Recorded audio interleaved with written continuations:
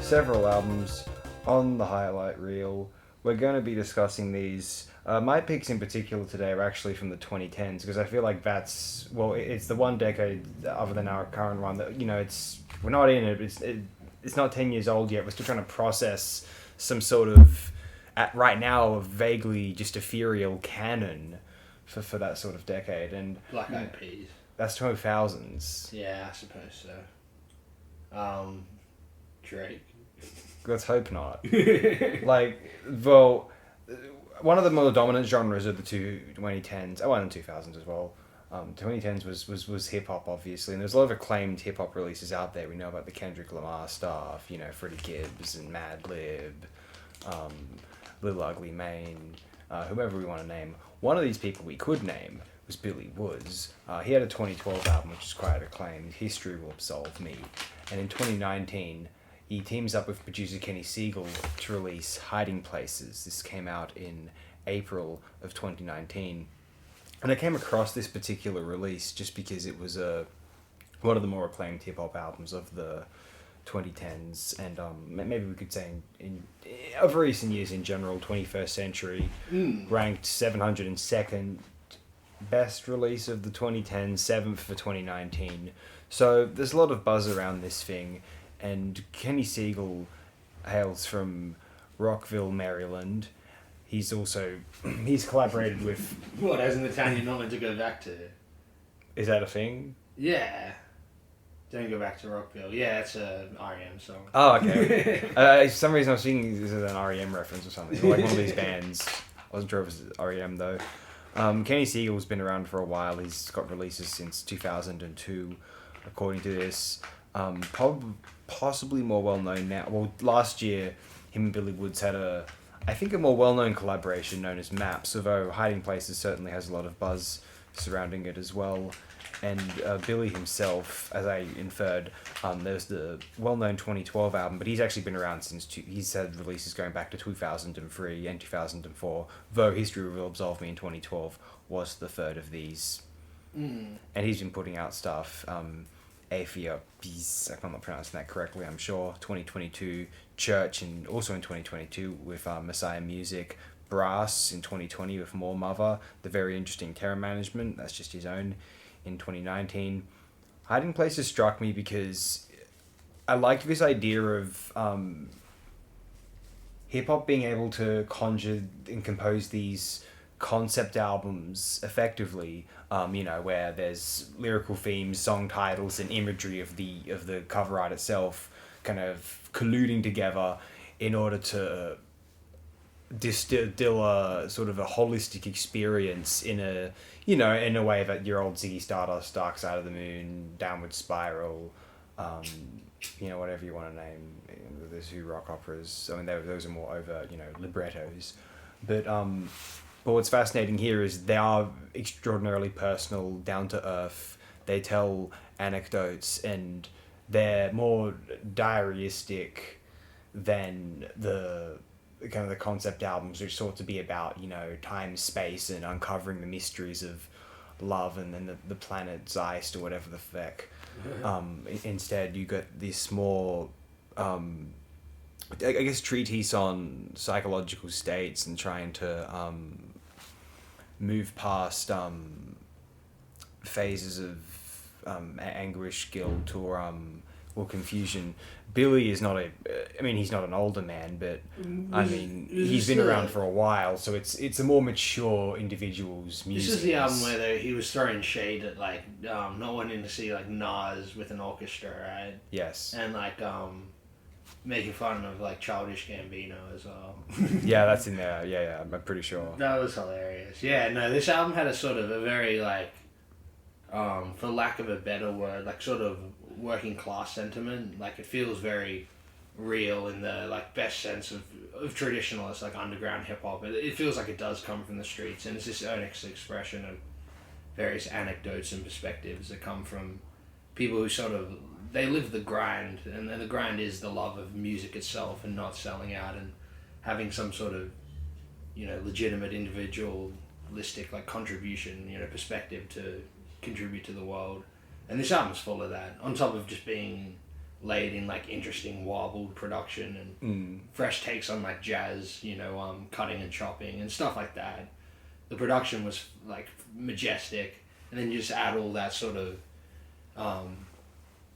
like gravitas that is like the sort of themes and the bars of the album, and it's super effective. And would it be appropriate to infer, as I heard earlier today, that this was a sort of post-hardcore Fugazi take on the hip-hop world? Yeah, a few of the instrumental breaks had like little math rocky guitar samples, then with like breakdowns and stuff. That was a few songs, but it was very varied as well. Yeah, fair. So. Mixing like that in with, like I said, a sort of cut and chopped jazz and little bits of soul, and the next album did the sort of post Kanye like soul sampling thing. This had bits of it, but yeah. So it was sort of all the best elements of like 2010s underground hip hop really in a record. Yeah, it's a inherently authentic release. Just for some perspective, just a clarification on the age. Billy Woods was 40 or approaching 40 in 2019. So this is past the point of, say, making it, in the sense of, like, how Kendrick or Drake or whoever else you want to name, Kanye in the early 2000s. You get the feeling. It's from the perspective of someone like that, definitely, yeah. Yeah, and so he has almost no choice or nothing better to do than just spill, just kind of plaster his psyche on record. On wax. No, this album was awesome, and I'd like to just briefly compare it for a bit of fun, I suppose. We'll find out if it's fun. That'll be the fun mystery of it. Well, I'm going to compare it. This is in the top 10 of 2019, according to this website we go on here. And I'd like to compare it positively, the other albums, I guess vaguely negatively, to it. We also have... I do like the Igor album by Tyler, the Creator. That's his more sort of acclaimed breakthrough. I guess there was 2017's Flower Boy more so. I really like the 21 release. With his card on it, Call Me If You Get Lost. Then you get stuff like Titanic Rising by Waste Blood, the rock pop thing, It's Alright. JPEG Mafia is all my heroes. I could never get into JPEG Mafia that much. We talked about this before on the show. One of the earlier Black Midi albums, I like the later two more so, but that one's kind of cool as well. Alana Del Rey album, which is not relevant. FK Twigs, one of hers, she's okay. Purple Mountains, that's like an all country indie rock thing. That's okay. The first Little Sims album, I like the next one more. Bandana, the aforementioned, I mentioned them earlier in the show, just in passing. Freddie Gibbs and Madlib, fairly good, I think. The poor bit it's. None of those had remotely the staying power. I felt like I only listened to Hiding Places once, and it had that impact on me. I listened to it last year, and I listened to it a second time last year, and having listened to it a third time, I guess the reason, actually no, it's probably the fourth time, excuse me, I would have listened to it earlier in the year. The reason I bring it up on the show is it's kind of a boring reason, really. I just figured that one, I wanted to go through 2010's albums, and also this is one that stuck in my mind, and also one which I figured I gotta kind of consciously kind of put this in my mind more so, because I feel like it warranted an excuse for me to spend more time with it so I could appreciate it more. When these things are kind of newer, with the older albums in the canon, it was easier to sort of be reminded them of a lot and say, oh yeah, I guess I'll listen to that again, and sort of think about how people thought about it in the sort of mythologized decades of the later 20th century. And so the same sort of narrative doesn't exist for certain newer albums yet. And when I did really find a newer release memorable, I almost sometimes try to go out of my way to spend a bit more time with it. And Hiding Places, I felt, was one of those. And that's why, that's the main reason it's here today. It's definitely worth it, yeah. It's stood out to me on first listen as a 2010s classic. So, excellent. Yeah, definitely worth the edition, especially if it is only for memory's sake. Again, the rest of Billy Woods' work is worth checking out. This is the one I'm most familiar with at this point in time. Although I do remember thoroughly enjoying the Brass album from 2020. I didn't hear it in 2020. I heard it, I think in 2021 or 2. But that may have been the first one I heard of any of these. Yeah, I'm pretty sure. Kenny Siegel, I don't know his stuff quite as well, other than the Maps album, which is also the Billy Woods collaboration. But according to this, he has a 2015 album, which is a lot of some praise. 2015, he collaborated with someone named Milo. Anyway, good stuff. It's interesting to. I almost feel like. Oh well, you were saying it in an earlier show. I mixed up my point. I was gonna say this about a later album in a different genre. I don't know how I got mixed up here in my head. Although I guess I'll just bring it up now. It's so. Listen to any hip hop album from the 2000s now, and it sounds like such, like a 2000s album. Yeah. Like it's especially to us who grew up in that time. It's impossible to think of it as like, you listen to the Rob Swift album. That has a lot of 90s kind of trappings as well. Yeah, but it's more so if like Timberland's on the production. Then it sounds like a 2000s hip hop. Yeah, but even like good albums, like I'm not that that's not good, but excuse me, but like take like really good acclaimed stuff, like that one's not acclaimed, but I guess doesn't have as much attention to it as stuff like Dalek or Cunning Linguists, or even the sort of Mad Villainy stuff. Like that stuff still sounds like it's definitely from the 2000s. Kanye West's Graduation, whatever you want to name it, of a great critical stature. So the 2010s, as a result, has a distinct hip hop sound by default, just via the yield of time. You know what I mean? And so that's what and I think younger generations, like generations not even born yet, will you know how some younger generations look back on like 70s rock music and they just can't get into 70s or 50s rock music. Sure. We'll get to that. I think we're probably at that point with like, we were at that point in the 2000s, I think, anyway, because some people couldn't get into 90s. 90s hip-hop sounded goofy compared to the 2000s gangster. And show me the kids Sand. that are listening to Melly Mel and, bloody, the guy that people liked in the late 80s. It's just LL Cool J, like, that's like 50s rock and roll, really. That 80s. Oh, God, yeah. In that sense. It's a doo-wop. Almost. The kids should be listening to Planet Rock. But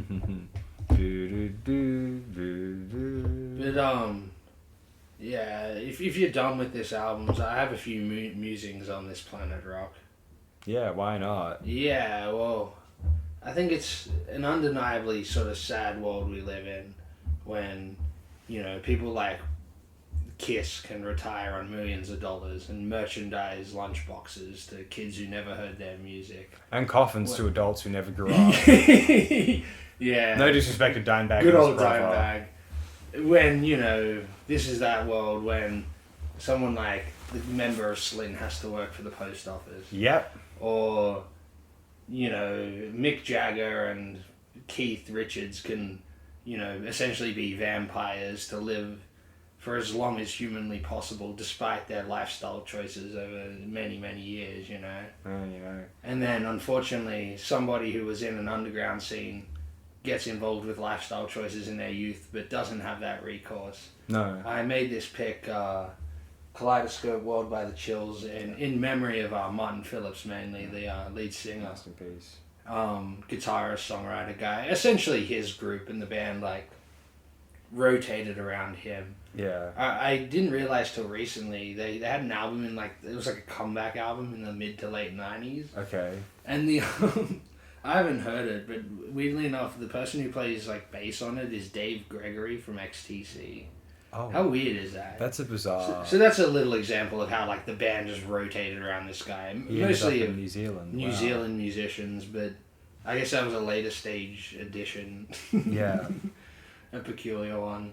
But anyway, I'm getting ahead of myself. The Kaleidoscope World is a compilation album initially of early recordings, singles and EPs and stuff.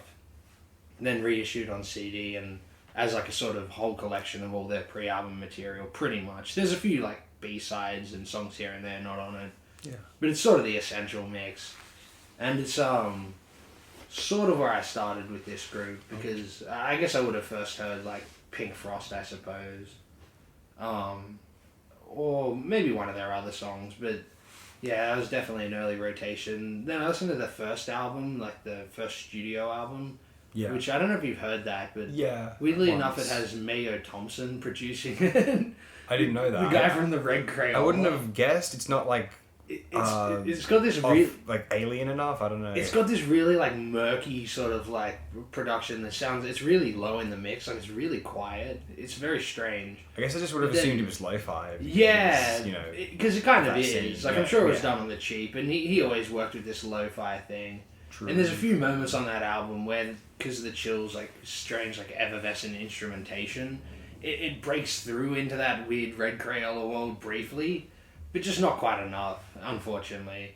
It's an album that could use a remix, whereas this album it's lo-fi, but the sound is much clearer, and the sort of other than a few like sort of more driving, you know, punk rocky sort of songs, most of them are sort of like these effervescent jangles and stuff, and pretty much the whole track list is like my favorite song. It's a weird case of that. Wow. Like they're just non-stop. Particularly the track early on called Satin Doll. That's like one of the most beautiful songs I ever heard. I don't know how he wrote that.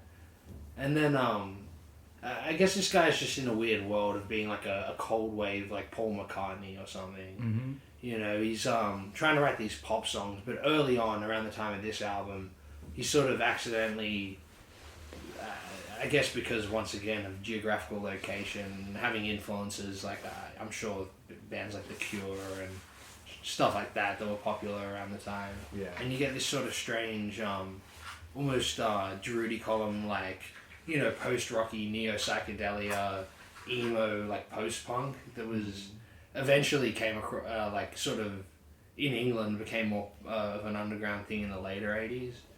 So it's just strange how this guy got there a few years earlier, whilst just writing sort of unique, interesting songs. And it's an album I've just listened to a lot since the first time I heard it, and since he passed away recently, I thought I'd put it on the show to talk about. So if anyone hasn't heard it, it's a sort of fun rabbit hole to get to go down. Even though unfortunately, especially later on, his songwriting is a bit hit or miss. But even you see spots of that here. But I sort of, when it comes to this sort of like singer-songwriter guitar pop music, I can sort of forgive, you know, moments of sort of more rudimentary songwriting when it's bridged in between all these moments of like transcendental sort of moments and stuff, which very few sort of people in this vein can do. It's similar to Martin Newell or people like you know, the other XTC guy, Andy Partridge, and that sort of stuff. It's like even Syd Barrett to some degree. You know, not every single melody and you know, lyric is plucked out of the ether in such a majestic way as like the particular when they can coalesce them into these moments is like when it really impacts you. And that's sort of how I feel about a songwriter like Martin Phillips and this album. It's a good starting point if someone hasn't heard the band. Yeah, I started with my introduction to the Chills was with the album from 1990, the famous Submarine Bells, their second. I adore Submarine Bells. It's actually one of my favourite albums by any artist. Yeah, it's a great album. And I think I adore the production, and I think them working with, I think it's Chris Smith, who's famous for working with a bunch of people, but I know his work on the Pixies EP, Come On Pilgrim, very brilliant. Much better than Surfer Rosa. I don't like Pixies and Frank Black.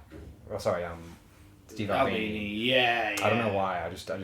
I like the next three. I'm a big fan of. Yeah, no, definitely. The Steve Albini sound works well for Big Black, not the Pixies. Like everything that people get annoyed about the Pixies, I totally agree when it comes to Surfer Rosa. Don't like Where Is My Mind and how overplayed it's become. I guess after Fight Club. It wasn't. Maybe it was like a modest college hit at the time, but it didn't become the song or whatever of the Pixies until Fight Club. Yeah, I just remember hearing it being played in high school and being like, oh, fuck this. Even before I was into the band, and when I got into the band, I was still like, fuck this. And, it's like that Creep, the Radiohead. That's a good point. And I also felt that way about the song, even though I did like the song initially.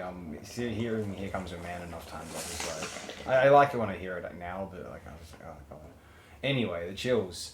So, like, I do enjoy this album, and there's those good moments where he reminds me of Sid Barrett, and he also makes me think of this. And this is, I mean, this is in a complimentary way. It'd be a good album. He'd be a great person to play songs for, like kids if kids generally considered of short attention spans. Oh man, he does the Wiggles voice. Yeah. That's like his singing voice. It's hilarious. Their accent is close enough to the New Zealand ours, And he does it like it's a kid show, and he sings it like this. Yeah, like Sid would have in a way. Sure, yeah, that sort of childlike thing as well. Yeah, and very influential, as Nick Kent would have said before, and I feel like it's such a intuitive songwriting, like Barrett and like Martin Newell, whoever else we want to name.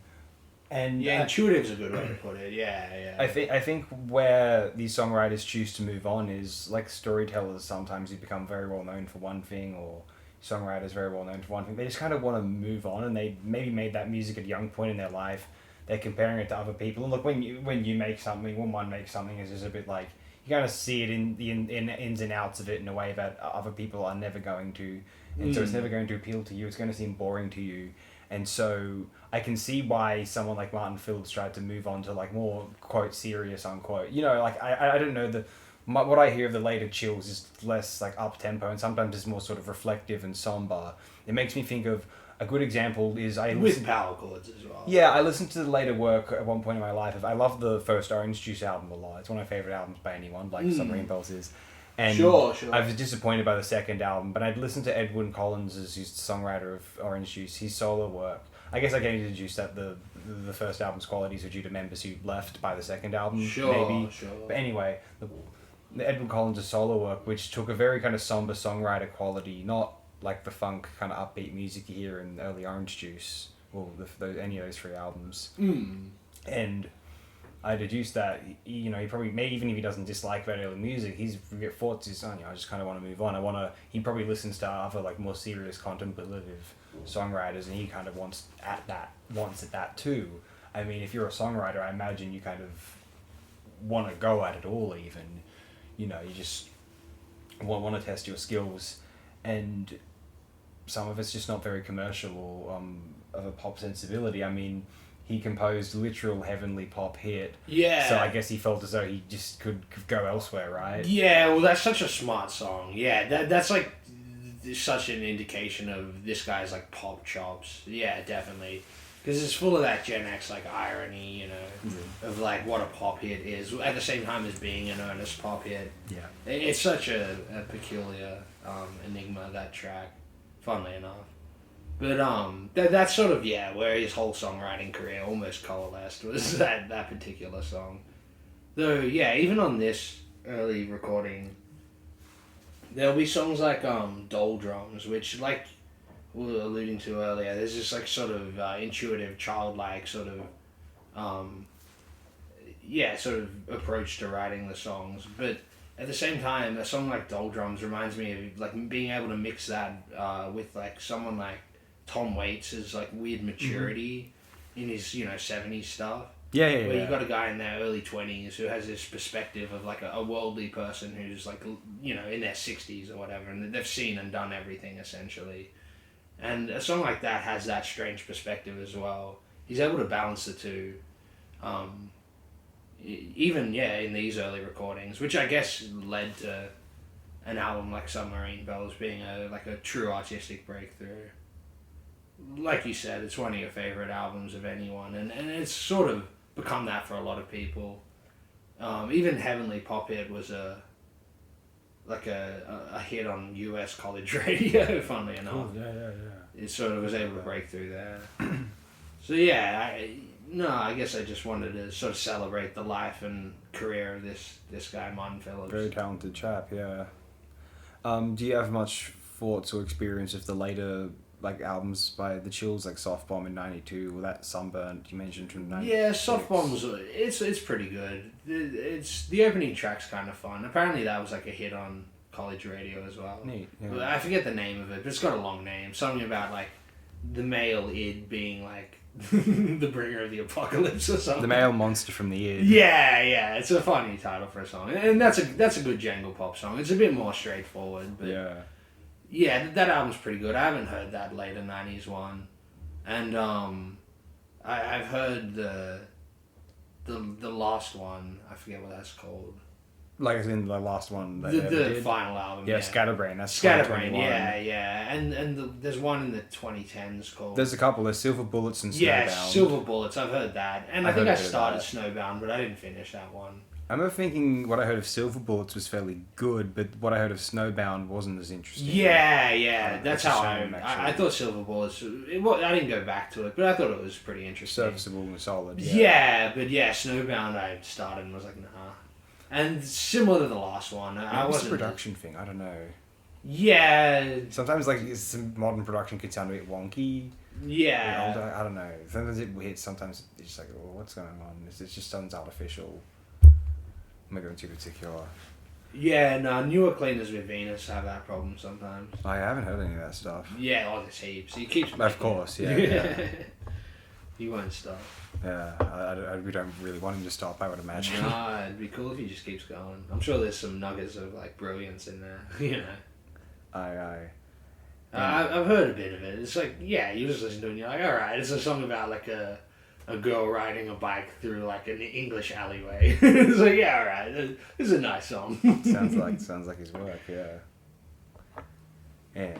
May God bless his hustle. May God bless all of our hustles. May God bless your hustle. Yeah. Mike. Mike.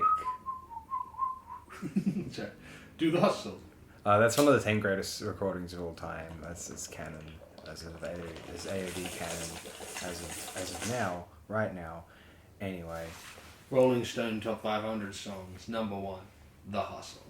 Maybe 7, but Nah, number 1. Oh, you gotta have hustle. Yeah, may as well be. Fuck it. I'm not gonna argue against it, am I?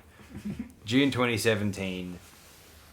This is a particularly interesting thing. Oh, look, I would have listened to this because of the cover art some time ago, and exploring it, I thought it was totally compelling, and it was nice to know one of the more acclaimed albums on the site last year was another album put out by this fellow, and it's called Burning Desire. I've heard that just once. I thought it was pretty interesting and would like to check it out further. But I figured, because we're doing the 2010s, may God bless your hustle, I figured this would be a nice time to give this a go again. Yeah. It's actually only the third time I've listened to this. Is it just the one guy? I thought maybe it was a group. But does it just have a lot of features? He was born in 98. He's just a young fellow. Okay. I'll look at some of the features now because I actually don't know it too well. There's a few features. Standing on the Corner, Jesse Brodder, King Carter, Wiki and Chip Skylark, Johnny U, Mel Devies. These are the different names. Some of them are there more than once. Yeah. I have to say I don't really know any sort of people. I just maybe assumed so much. The release was from a group. Yeah, he was born in Livingston, New Jersey. Currently they're based in the Bronx, New York. Sure, yeah. They're a member of something called Slums. That's in all capitals. That's just they've released one project in one work in 2016 with some of these people. Yeah, King Carter, who was featured, and Aid Hakim, Daryl Johnson, Jody. 10K fun. Okay, so I feel like this is. We were talking about, is there a 2010s hip hop sound that was totally divorced from a sort of 2000s sound? We can find it coalescing on here, I think. In the content of the very varied and sort of ethereal kind of aquatious nature of the lyrical of the verses, and then the production sort of coming in and out like a series of controlled sort of water vapor explosions. Really interesting piece of work here. Classified as experimental hip hop and East Coast hip hop. Yeah. I mean, I think definitely the experimental label feels appropriate. I'd love to know what the sources of inspiration for were specifically. Man, the source of inspiration is life itself, because that song about moving into apartments and getting people's mail for 20 years. That's one of the best songs I've ever heard, or at least as an interlude bridge sort of song on a hip hop album between the proper verse raps, as a sort of skit. It's one of the best most artistic hip hop skits I've ever heard. I was amazed. Like you could put that in a mix and people would just lose their minds. The shame that it doesn't appear this artist does not appear to have a Wikipedia article that I could discern. So this appears to be something that's only popular. I mean, you could do a Google search and there's like a pitchfork assessment of it. Sure. Apparently here, and people talking about it on places like Reddit. They've got a Bandcamp. Sure, yeah. All of that. Spotify. A small following, I guess. Yeah, it's interesting. Like how something it's almost like Wikipedia, like almost like things like that. The very mainstream can't like catch up to like some of this stuff that is some of the more acclaimed music of its time. I mean, this is considered 29 of 2017, for example, which is no feat to scoff at. Sure, yeah. Well, also in this year was that aforementioned Flower Boy by Tyler, the Creator. A Crow Looked at Me by Mount Eerie, the GAT by Mac Homie.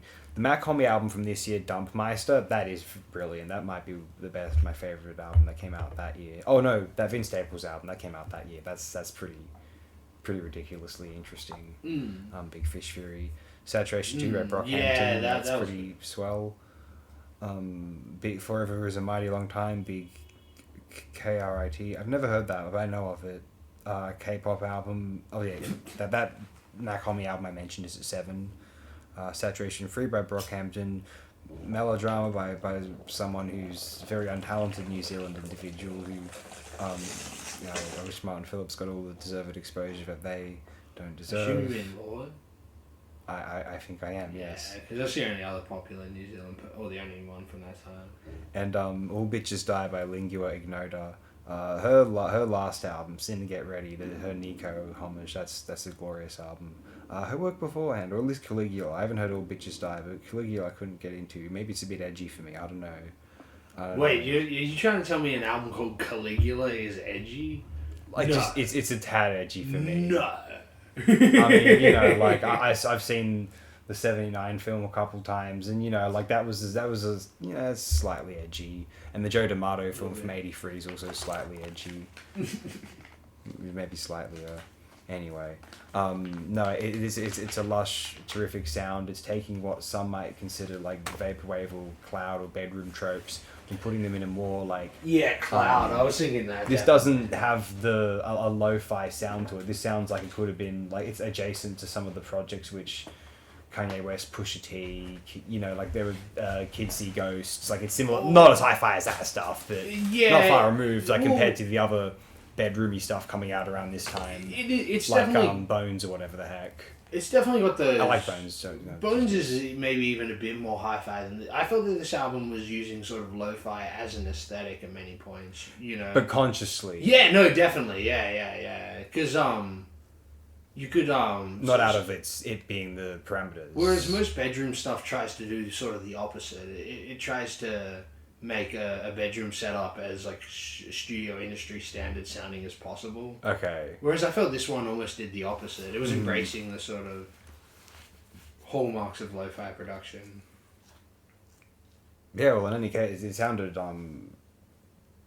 pretty slick to me, at least. Like, sure, yeah.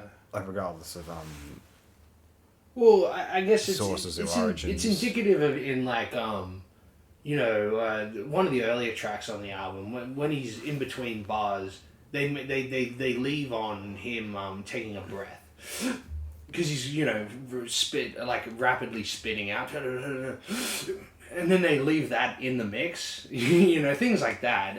I think is very indicative of that overall sort of grunge sound almost. That's a good point. I don't think that's the kind. Which is the sort of thing you get. Sorry to interrupt. No, in please. Early like if you listen to like Sam Cooke and his soul gospel group from before the hi-fi industry productions, and there's that they maintain that sort of it's got that same murkiness, but the human voice isn't manipulated. It's sort of all the faults are sort of enhanced. It's almost like you're there seeing it. You can't cut out a breath. Yeah. Live, right? I feel like sometimes in, like, say, examples of 90s and 2000s, more mainstream or like kind of well produced, high fidelity hip hop, they might have occasionally included touches of authenticity like that. But maybe I'm off base. I could be wrong. Sure, there might be like little bits of like breathing in between the beats or whatever. It's like a rhythmic thing. Yeah. Maybe that's more. Not typically in the bars though. Yeah. It's something that maybe someone like Busta Rhymes would do. You know. I gotcha. Yeah, I gotcha. But yeah, like it was a wildly exciting. Well, the genre. In a way, I mean, back in the 2000s, they'd say the 90s was the golden age, and the 2000s has like gone down in people's minds as like a really good era for the genre as well. I think actually, though the 2010s is I think at least an equally exciting decade for the category, and the reason, I mean, here's the thing, like it gets to a point where like the production gets so dense where it almost merges into sounding like certain 1990s, or at least not in the terms of the fidelity, but in terms of the audio fidelity, but in terms of the sort of structure and intent of some of that sort of trippier sort of soundscapey 90s stuff, which did incorporate hip hop and rapping in its own way, but obviously it was a form that is considered different to now. So, I think it's fascinating how we get an effective merging of the genres, and much like how rock instruments were effectively applied in certain dance or disco-oriented forms, like the prominence of electric guitar in certain more upbeat non-rock genres. I like the idea of hip-hop or rapping just becoming sort of, and I guess we did reach this point, something of just an addition into an electronic release when you don't really think about it when a hip hop verse comes in, you know what I mean? Sure. It's just like, oh yeah, sure. It doesn't throw off one's consideration of what the genre is even. Yeah. It's just a component.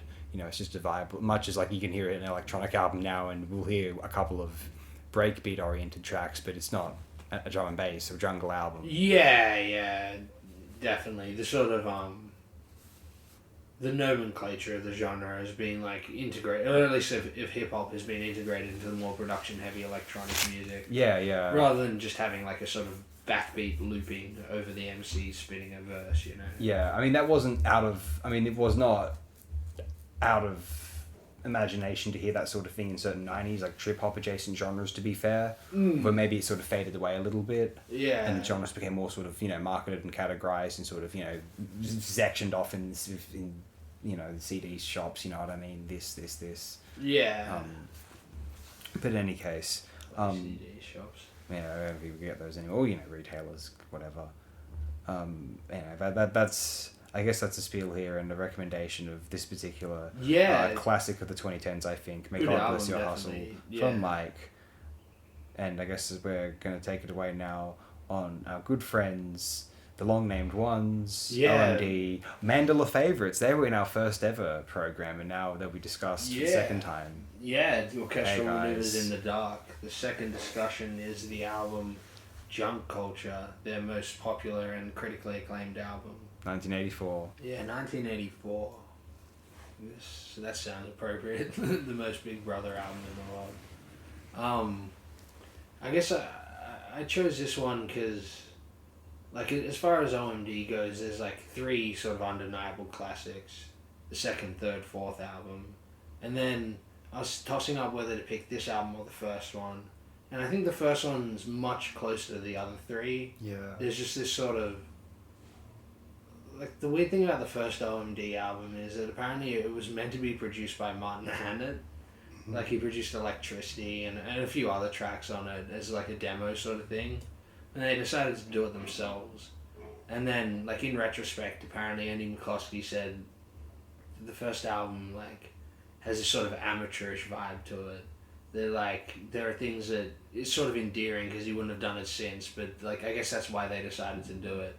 And it's very much the feeling I get when I listen to the first album, because it's just so, like, vibrant and colourful and just full of these little particular things that these, like, sort of more hardened, seasoned veterans that are a bit cynical wouldn't do. Yeah, right. It's sort of a nice sort of little spring of youth in a way. And then you get to junk culture, and like I guess that's where the sort of consensus or the common knowledge would say like this falls off, and it definitely does to some degree, but it's sort of similar to I find Electric Cafe by Kraftwerk. It's like right at the end of their sort of peak run or whatever. Unfortunately, OMD sort of lived on in a zombie pop form almost. You sort of hear it forming on this album, but that's in a more superficial way. Like it's sort of top loaded with all these sort of pop songs that clearly wanted to be, you know, the record label after Dazzle Ships was like, get us a, you know, top 20 hit, and they wanted to probably be on top of the pops and stuff like that. But and those songs are sort of, they catch you off guard when you first hear them because you only can hear them in that sort of context. When you hear them in the context of the album, it definitely, like you realize that they're a bit too, like they're like half top in the pop, like British new wave, you know, new romantic song meets like weird, bizarre, like, you know, Central European, like yellow, you know, like strange, almost like avant-garde, like Dadaist electronic music. Mm-hmm. And this sort of album, it's got that going for it, and then this sort of strange, like I guess around the same time you get, you know, Peter Gabriel and all these various other artists doing the like English world music thing, and so sort of OMD trying to dip their toes in that as well. This idea of like, you know, England pillaging world culture sort of, you know, thematically ties into the idea of the album, you know, junk culture. And one of the last tracks is a more experimental one called White Trash. It's sort of, you know, after essentially like the Tropicana song, they're this experimental, almost yellow-esque song, calling themselves White Trash. It's kind of playful and interesting.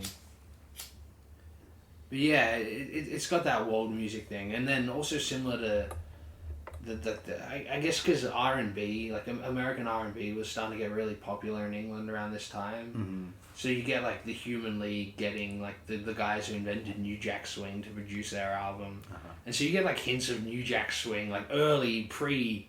Like the Jacksons, you know, Michael and Janet, New Jack Swing with that harder snare, almost like hip hop snare. Yeah. You get that 80s like I don't know what drum machine it is, but you know, drum machine snare mixed with those like dink, the little people who are familiar with 80s music will know those, like, you know, it's in ballad electro, you know, Quiet Storm music and stuff like that. It's all in this album as well, and they do it in such a strange. It's like OMD meets all those. Like, it's the sort of album that you'd only enjoy if you're already an OMD fan and want to, like, have the licorice flavour OMD or something. Wow, you know, it's a bit like that. It's a very particular album. I can see why most people wouldn't want to listen to it. But as a fan of OMD, I can sort of look past the warped sort of, almost cynical aspects of its creation to see the moments where they actually were trying new things with new technology that's stuck right in 1984. And just to sort of see what could have been if like Dazzle Ships was more embraced, you know. Yeah, you know, this was, I guess, considered. Was this a commercial success in any way? Moderately, I think. So it was more impressive to the company than Dazzle Ships would have been, but it wasn't like a smash success by any means. No, I don't think so. I think maybe like Locomotion, Talking Loud and Clear, and Tesla Girls were all like modest hits on the British charts. Like it probably did get them on top of the pops. Okay, sure. More than the Dazzle Ships did, but and it probably sold a bit more, but then like didn't have that same sort of retrospective like adulation, you know. Right, that Dazzle Ships has received. Yeah. Yeah, this junk culture. You know, I've heard songs from it. I may have listened to it in full once. I don't think I have much memory of having done so. If I had, I guess it didn't make much of an impression on me at that point anyway. But I listened to it in this morning. You know, I was really thoroughly enjoying it, and it was just really upbeat and interesting and stimulating. And look, I'm the kind of guy, I like a lot of this It's sort got of... good drum programming. I like a lot of this sort of era of upbeat English pop, electronic, produced pop music. At that point in time, I really like listening to it in context. It's tremendous fun, and it's exhilarating.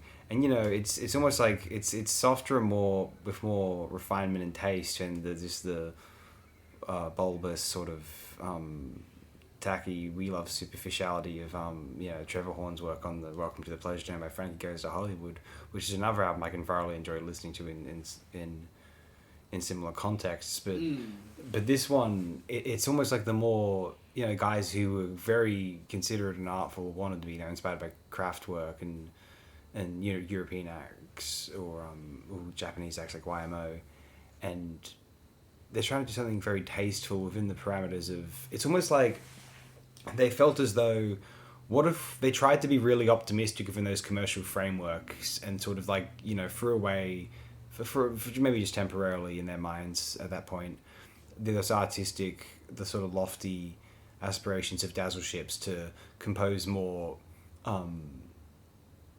music with the public in mind, and sort of, but also trying to like wet their beaks in terms of the playing around with the studio and having to them very fun and exciting production quirks. Well, but it's a kind of I want to listen to it like again just because of the sheer entertainment value of it, but I also think that they compose something more and I guess we would call it the new romantic at that time vein. Yeah, definitely. As we could consider. The Talking Loud and Clear song is like the new romantic track. Mm-hmm. Whereas like Tesla Girls is like a bit that mixed with like their idea of like club music or something. And then I don't even know what locomotion you'd call that. Like just neo disco or like post disco. It's the kind of album where, look, if we can imagine this as some group's like soul album, like if it's just like, I don't know, a group like Secession or whatever, I think it's very easy to appreciate this album on its own terms. Yeah. And also, as an OMD fan, just, as you said, you brought up Licorice, just as like their, just a phase they went through. It's fascinating. And it's not like, the great thing about OMD is now, given the late 2010s and really rather good albums they put out in this century, and those 90s ones aren't bad from what I've heard of them. A couple of them are quite good even. And they're not quite up to the scratch of the younger people making that sort of music, but their efforts are quite good for what it is. I would, in my opinion, honestly tried. Yeah. I think some of it's very fun and active, actually. But so you can just look at this as one interesting work within the storyline of OMD, and I don't think it's as strong as the first 4 albums, but I think it's really good, and a part of me would almost consider it a fascinating epilogue to that world. And it makes me, and to be honest, here's an interesting thing. It made me want to listen to like Orange Crush a little more.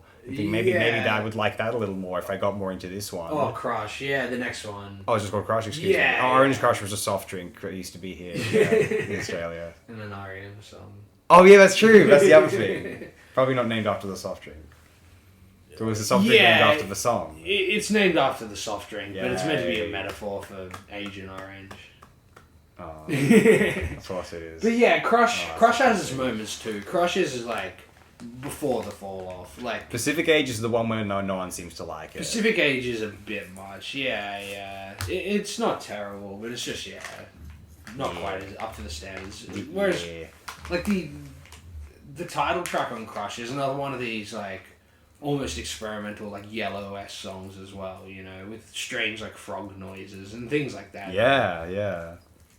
So Crush is definitely cool. Though it definitely, like, you hear a song like Secret and you'll be like, alright, this is like gone full John Hughes at this point. So there is a bit of that. And I don't know, if you sort of have a taste for synth wave, that sort of more twee, cheesy sort of end of synth pop, I guess, synth wavy stuff. It's a bit like that, but just from the time itself. Mm-hmm. Whereas this album doesn't go there. It's still, very much like OMD doing their experimental thing for the most part.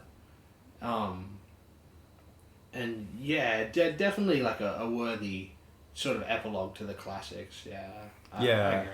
Of those English synth pop acts, we've we talk about how great Kraftwerk were, we talk about how great YMO It's were. like, you can tell it's not a full sellout album, because like the opening track, I forget what it's called, but no like typical John Hughes-esque, 80s synth band or psychedelic furs. It's just titled track, Junk Culture. Yeah. That's that wouldn't be on an album that isn't like these sort of guys trying to make this artistic piece, which this album still is, and the pop elements are almost a statement on that, Like like those English acts inspired by the big behemoths like Kraftwerk or maybe Telex or YMO from Japan. They're the sorts of things like Ultravox, Depeche Mode, The Human League. Of all these sort of acts, like the one that I think in our minds typically is the one that really succeeded to be the successor from that island was New Order. But before New Order, it was OMD, because before, like, Battleships is 83, right? And that's when we get Power, Corruption, and Lies, where New Order doesn't debut, but really goes into that direction. Blue Monday debuts in 83. Yeah. Spearhead just influences electronic music for eternity. And they would have definitely run into each other and played gigs together. You reckon? Yeah, before OMD were signed to Virgin, put out their first few albums, they were signed to Factory. Cool, yeah. And Factory. Oh, yeah, Martin Hannett you mentioned. Yeah, Martin Hannett. That's where Martin Hannett comes in as well. Yeah. Because I'm pretty sure the first EP, the Electricity was released as like an EP before the album, and I'm pretty sure that was the Martin Hannett recording. Yeah. And it was on Factory. Yeah. So yeah, they definitely mixed, and even Organization is like credited as a tribute to Ian Curtis, because I think it was released just after he passed away. Yeah. Yeah, obviously New Order's first album, Movement, is more of a, I guess we call it more of just akin to like a post-punk than a dancier album that we know New Order for later. Yeah. There's like maybe one or two tracks where you can hear the dances starting to come into it. Yeah. Similar to how Joy Division had disco beats. Oh, sure. They'll do that. Like, there's at least 2 tracks on Movement that have a drum machine, but most of it's predominantly Stephen Morris on a normal kit. Yeah. Whereas then, by like Everything Goes Green, I think was like a single or an EP after that, between that and the next album, and that's like full on them going like electronic. There's a version of I forget the song, but it was a single on Substance later on in a remix form. Damn, I can't. It kills me that I can't remember the name of this New Order song. But yeah, it's one of the Temptation. Yeah. Yeah, it's in like an electro version on that EP. Yeah. It's classic. It's like New Order right on the cusp of them moving into that world. Yeah, OMD, one of the best bands of that era, and if they're one of these bands where they put out no albums after the run, and it's like, oh, look, this acclaimed little band that has no albums after or whatever. Like all the Pixies were at one time. But OMD, they're true legends, and people are, I guess, starting to come around. People who were into the band, I guess, always knew, but now it's becoming more widespread, and Depeche Mode are considered all that. The Human League are considered all that. Nah. OMD is the one. Yeah, the 80s Beatles. And see you guys in Sydney, I guess. Thanks, Andy McCluskey. Yeah. Get back to me on Facebook, Andy. Put me on the door. Anyway, so I guess we're going to be moving on to another English act that's a legacy act at this point, though they're of the next decade. They were big in the 90s initially. Right. And here we go. My Bloody Valentine. Well, My Bloody Valentine also released a great comeback album, but they were great back then. Oh, yeah. This is, I guess this is a controversial take on Mandala. You don't like Brian Eno. I love Brian Eno. But I don't like U2's Joshua Tree or Coldplay either. Now, Slow Dive, I don't really get Slow Dive. Like, by don't get Slow Dive, I mean, like, I just find it, like, not very interesting music. I don't find it compelling. You don't like take away Greek food on a stick? No, the great Suzuki's fantastic. So you do like Suzuki? And I'm talking about the record and the band, and I don't know the first album that much. What I've sampled of it, I'm not that into. Just called Just for a Day. The album Souvlaki, I don't care for it. I've just heard it. It's boring, and like I don't know what you guys are hearing. it's just It's a bit space rock 101, definitely. it just sounds so basic and uncaptivating to me. And some people say Pygmalion's a true classic. Just it doesn't sound that. I don't know. Maybe it sounds a little different from. Maybe it's more minimal, less production density than Souvlaki, but I still don't find it very captivating. They came back in 2017 with a more sort of a bit. It sounds an album that sounds less like that old like knockoff shoegaze fad, and more like that contemporary or that time sort of internet post punk fad. And I think it's one of the best ones. You know, Molchat Doma and a bunch of Russian bands and Idols, the Twilight Sad. They're around a little bit earlier. They're not quite internet. They're more established. But whoever the heck you want to name, and I listened to this Slow Dive album because it was being recommended with those sort of releases in the YouTubes and algorithms, and I thought it was fucking fantastic. And I've listened to it a few times, and I think it's a brilliant thing. Maybe they were just too young at the time to put their heads together, but I guess there was something there, and maybe the people who were fans of Slow Dive before this could see that or hear that. I couldn't hear it. I hear it now, definitely. I can only imagine how the older Slow Dive fans feel if they feel they were geniuses then, or if you got into them later and you feel the old material was genius, say later on. Because I knew people my age who were into Slow Dive in the say mid 2010s, and that was I got NBV, of course. I got Ride, I got Galaxy 500. I don't know if they were as popular among that crowd, but I didn't get Slow Dive. But I do get Slow Dive if we're referring to the album called Slow Dive, because I think it's brilliant. And am I No, it's a good album, definitely. Yeah. I've only heard it the once, so I wouldn't say it's probably like the greatest thing I've ever heard. But I enjoyed the way it was like it combined the worlds of pop rock, sort of like pop sensibilities and songwriting with more like ambient mood sort of music, or at least like post rock mood music, right? Yeah. And it was able to sort of mix those two worlds in such a unique way, Unlike like you said, I guess most of the shoegaze revival sort of thing is aping off MBV and the sort of like heavy dronage and fuzz and stuff like that. Whereas they go with like like Slow Dive were always sort of more about the reverb sort of sound, and I've never been huge into Souvlaki. Like I said, I'd never heard the first album, and I listened to Pygmalion once, and I remember it being a bit more interesting than Souvlaki, but never went back to it. But I guess I'd agree with you here, where on first listen, this is probably the most compelling of their albums I've ever heard.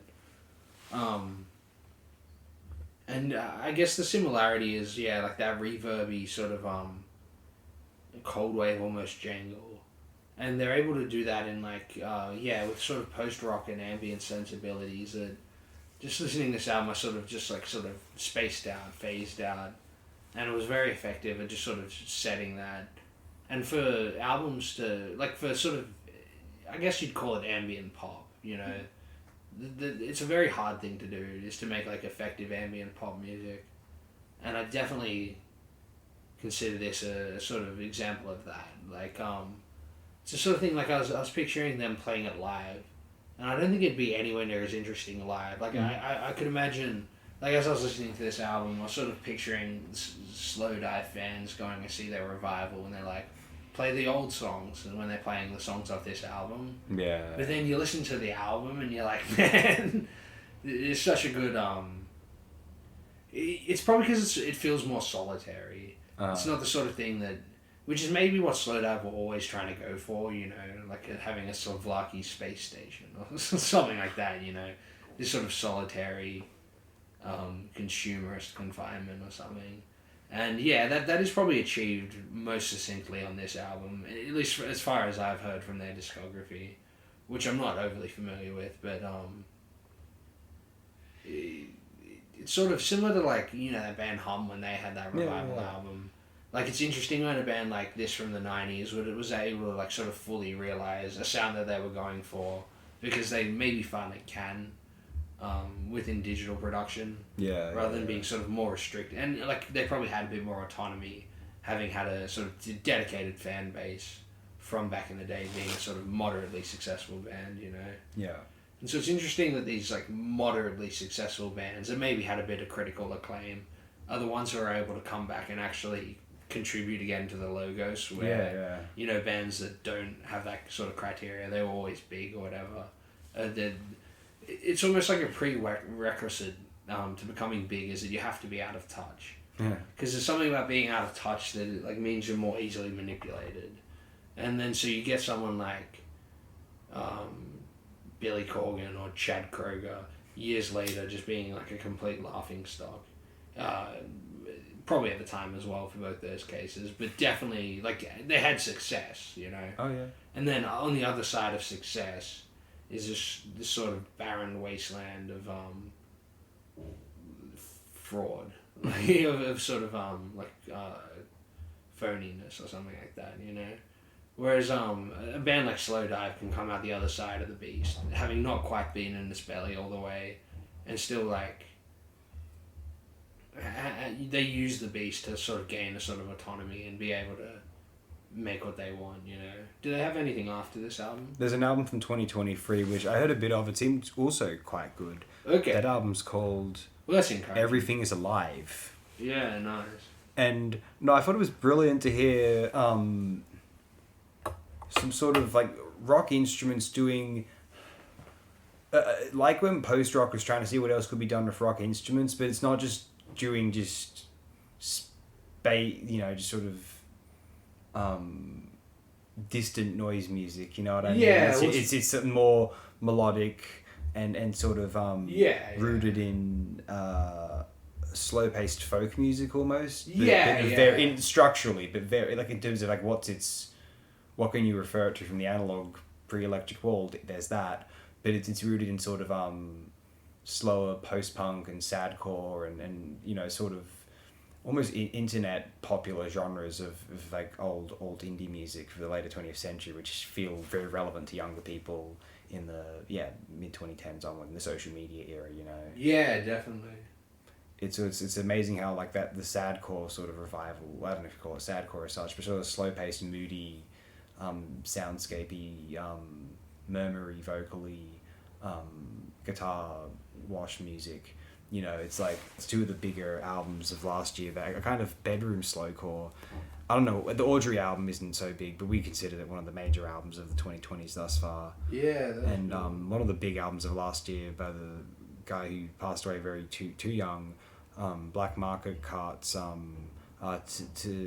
Today I Laid Down, which is only 20 minutes, 6 songs, but it was very strong and sort of very personal, invigorating, you know, as in sonically, you know, slowcore, so sadcore album. Yeah. You know, the one. Yeah, that was a good one. With the orange cat on it. Yeah. And it's amazing how that genre kind of came back around to becoming like a very confessional mode for younger songwriters. You know, and it doesn't feel like a throwback so much as hey, there was more to say, and this genre never got milked to commercial kind of saturation. So these guys, maybe they'll it'll swell to a sort of creative saturation, but we're not quite there yet, fortunately. And I'm a very big fan of this album. I'm going to be endorsing this one here on Mandala and anywhere else I get the opportunity to, if it feels apt. And even if it doesn't feel apt, sometimes I'll just throw it out there. Slowdive by Slowdive, and that's going to be awkward. They'll be like, "Oh, you like Slovakia?" Oh, no, not really, but no, this one's really good. And then, you know, whatever. I just explain, like, I mean, they don't sound like the same band to me. You pointed out some similarities, but like, to me, if you told me they were different groups, like, I wouldn't think twice about it. You know what I mean? And then if you told me it's Slowdive, I'd be like, oh, I guess, sure. Like, you know, it's been a long time. You know, they, do what they can do. I assume it's the same band members. That. Yeah, I'm not sure. I assume. But hey. Now, I guess we're moving on. Yeah, go back to the 60s. Not having the same band members. Let me take you back to the 1960s, children. What happened in the 60s? Alright. Well, you got beehive hairdos at the start of the decade. You got Jackie O and a little handbag, and then you got Johnny, who unfortunately, went over the back of the limousine, and then little Johnny did the salute. What did they call him? Jack. I think so, yeah. Yeah, good old JFK Jr. And then because of all that, I guess people got real freaked out, and so they started doing acid. And what happened was you got musicians all deciding to migrate to the West Coast. And I just assume this guy's from the West Coast. We got the Bonniewell Music Machine, which is the second album from... Credit to the Bonniewell Music Machine in this case, but the name of the band, I guess, is The Music Machine. Their first album, Turn On, is like a somewhat like dug up like proto-punk album. Like it's weirdly like you don't hear it much in regards to the that whole world of like, oh, what was the first punk music? Mm-hmm. You never hear people say The Music Machine, because I guess it's still somewhat in the world of garage rock, definitely. But I guess people do credit garage rock as being an early sort of incantation of punk rock. Yeah. But the first album is definitely more garagey. Like, I guess there was a song on it called Talk Talk, which was like a modest hit at the time, which seems to be their most well-known song. Then after that you get this album, which is still got those sort of like garagey and proto-punk sort of elements to it, but I guess it's a bit more like folky and baroque as well, and then definitely that like sunshine pop sort of 60s thing. And it's like psychedelic pop music that, like I said, sunshine pop. When people think of the sort of canonized acclaimed like psychedelic pop music, in retrospect it's mostly the sort of like English stuff that's like raga-esque, or American stuff that's like Jefferson Airplane or Funkadelic, that's got that like hard rock Jimi Hendrix like electro fuzz sort of thing. Loud Doors organ maybe. Yeah, or sort of the Doors organ. Whereas like this group uses all like the aesthetics and the instrumentation of like the radio sounds at the time, like what Jingles would use, like those sort of instruments, and like bands like the Archies, that sort of like bubblegum pop sort of, those like cheesy organs rather than the like gothic cathedral organs of like the Doors or something. So yeah, this sounds like a unique thing where you get that sort of freak beat, United States of America, the Fugs sort of hippie world, mixed with that sunshine pop, I don't know, Mamas and Papas sort of Jefferson Airplane thing, but then also the sort of kitschy, of the era, when all these sort of more commercial audio, enterprises like radio took over the aesthetic of hippiedom that, say, like Frank Zappa parodies, is sort of like what this guy is doing as well. Even you can tell by like the album cover, some weird like quirky machine, and the songs all have these sort of like, they're all like sort of I guess based in a sort of R&B like love dirge sort of tradition, but then mixed in with that sort of hippie, early T-Rex like psychedelic, like Where Eagles Fly and stuff like that, and it's the sort of the cheesiness mixes in with this like very mature sort of songwriting in such a particular way that it reminds me of the Sonics of it. Is very similar, where it's like I said earlier, it's like proto-punky, but it's also, because when psychedelic music it crosses over with like early prog rock, that scrappy prog sort of movement, and there's just touches all over this album where like people often think of prog and punk as separate things. Yeah. But this album is like a weird case where it's a moment in time where they were the one thing just for a second, before they split off into various other sounds later on. So yeah, this guy who's behind the music, Bonniewell, I can't remember his first name. Sean, okay. Yeah, he like somehow, somewhat intuitively came across these like disparate styles of rock music that, sort of were invented later on as reactions to one another. Huh. And at this point in time, this album is like sort of where those two disparate points started off, Yeah. It's like the common ancestor in a way. So for a sort of strange, like relatively cheap, like garage rock album, I feel this has a lot of, it's got a lot of historical force behind it. Yeah, it's a peculiar little project, the Music Machine, but sort of strangely overlooked in the world it exists in, you know. Yeah, I was listening to this. I thought this was like an English act. I guess the American acts really, when it's the British invasion, really made an impact. Yeah. Now it's how like when people think of the '60s, It's a bit like the Zombies sort of thing. Oh, well. Sure, yeah. People think of the '60s and they think of '60s music, and they'll think of the bigger Sgt. Pepper's. They think of the Rolling Stones' biggest works. They think of Jimi Hendrix and the Doors. They think of like dense psychedelic acid rock, Iron Butterfly, whatever you want to. Yeah.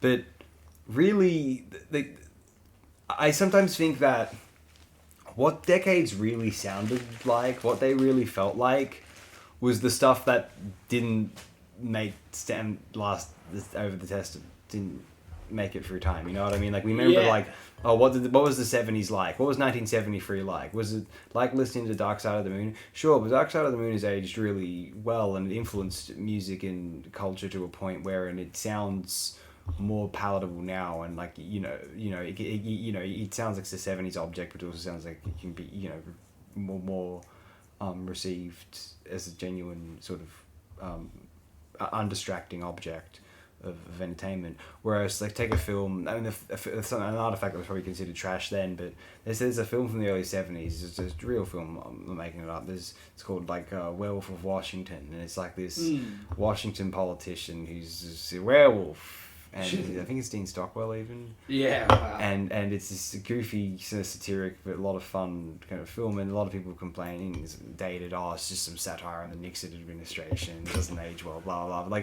But this isn't like, I kind of like that about it. I like those oddities, and I also like those because that's how those sort of kitsch works are how you know what an era was really like. Yeah. The stuff that didn't age well is how you get to that, because that's what it was like. It was mundane. It was obvious. It was like all the media was just like, you can see why everyone was cynical, because the media just seemed like, now it's kind of novelty, but then it was just sort of just typical slop.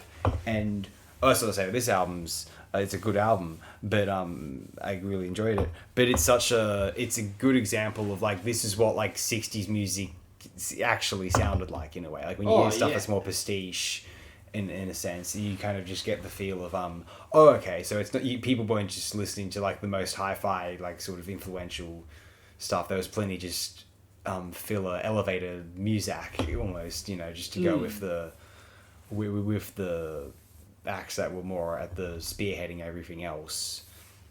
And I think that's really fascinating, and it's a thoroughly entertaining thing. Very baroque sound. There's such '60s recordings of vocalist and like those big brass instruments. Very optimistic.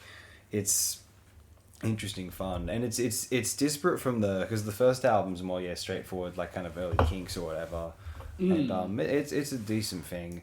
And this one I liked more than the first album.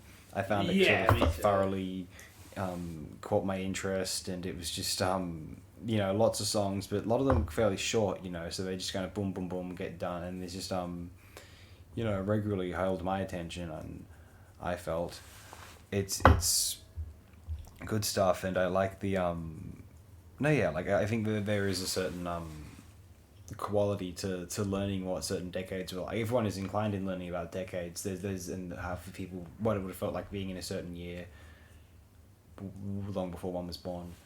It's very useful to look at sort of more minor sort of filler works to sort of get what that feel was. Like let's listen to, like, even if you just go to, not that this is a comparably say entertaining pleasurable experience, but if you go to watch the acts on any random, top of the pops of the 1980s, just like the hit singles in a certain country, in the English-speaking world in 1980 something, and like just all these forgotten singles and acts which no one's ever thought of or heard, mentioned since, and you really get a feel of like, okay, so this is what it would have been like when he was just like, God, it's everything just this now? Fuck this. Yeah. Whereas back now, you just hear the classics and you're like, oh, it was such a good time for music. And back then, people were fucking done with it. Yeah. But the Bonneville Music Machine, they didn't really have that same sort of oversaturation. I don't think it really got out there much. They disbanded in 1969. There's an album from 2015 called Reignition. I don't know if it's a reunion or like old recordings. I think it's an archival. Yeah, that's better off than that, because a reunion might be kind of haphazard. But you know, I'm looking here. You know, Mr. Sean Bonnewell, he had a solo album in 1969 called Close, and as T.S. Bonnewell, it's a singer-songwriter album. Just like Elliot. Just like Elliot. Yeah, another American who had Anglophilia running through him, and it cemented him to the point where people, like, I'm sure people who did, you know, would just assume T.S. Eliot, you know, if they weren't too aware, but he was just some famous English poet and author rather than an American who moved to England, rather. But no, that's the Bonneville Music Machine. I quite liked it, and now I'm going to be moving on to 2014. February, Machine Girl, Wolf Girl. Here's this thing here. Now, it's the debut from this act, and I you know, before I was suggested that the slowcore, that sound which is used by acts like Audrey and Black Market Cart in 2023, it's suggesting that these styles had more to say, and they had a relevance to the contemporary beyond just being nostalgia acts. It's as though, look, some people thought that jangle pop music in the 80s was like, this is just the 60s again, what are you doing? No one thinks that now, because it's just removed from it. As like, you know, like, we associate lots of things with the 60s without just jangling guitar. That's one of them, but like, jangling guitar is such a catch-all idea, you know what I mean? And so, you know, these drum and bass sort of like hardcore dance styles from the 90s being reconsidered within the context of more, you know, even more sort of hyperactive context of the mid-2010s. I feel like it makes it a case that this particular release, those genres, there's really more to do in them, and more within the confines of, because there's the drum and bass thing still going on. Acts like LTJ Buchan, they make beautiful stuff. It's stuff that you could imagine coming out in the 90s. It's more like, you know, there was more to say with that genre that artists didn't necessarily do at the time because of the nature of fads and, you know, popular music and dance clubs, blah blah blah. So creatively, artists didn't have the, you know, if you're not making money off making drum and bass music, chances are you're going to move on sooner. But with something like this, they've reappropriated drum and bass and some other subgenres in the context of that more very hyperactive sort of EDM sounds, which seemed more popular, or more dominant when I was an adolescent. You know, I graduated high school in 2014, and when this album came out, and so it feels as though, yeah, taking genres that I found more dance styles, EDM styles, I found more exciting, the 90s styles, than ones that were more dominant in my adolescence, but within the paradigms of those that were more pronounced in that zeitgeist. It's a really interesting fusion. I'd never heard of it at the time. I've only heard of it within the last 6 months. And if I'd heard it at that time, I would have thought, wow, this is fucking fantastic, because it's for a split second you're thinking this is a retro act, but then it sounds so fresh, and even now it sounds very up to date, and as in, like, you know, you could captivate modern, you know, EDM listeners in their like mid-teens, early 20s with something like this, unless they're sort of strictly opposed to older sounds on some sort of principle. I don't know, but you know, it's not like you're listening to an older recording at all. You know what I mean? It would sound something that sounds like it could be from the 90s. You could say if you didn't know any better, you could think LTJ Buchan tracks are from the 90s. Maybe they're more hi-fi, but the casual listener or someone on ecstasy in a club might not notice. Yeah, well, they're just sort of remixing the tropes. Yes. Whereas this is strictly experimental as well. Like the aim and break and stuff like that only come in certain moments, and they seem to flow in when it's most appropriate. Because at the heart of it, this is definitely like a more experimental sort of approach to club music. And the dance beats are more like the sort of high BPM house gabba stuff than like more often than break beats. And then just mixed in with like, you know, percussive vocal samples and stuff, looped and looped and looped and looped.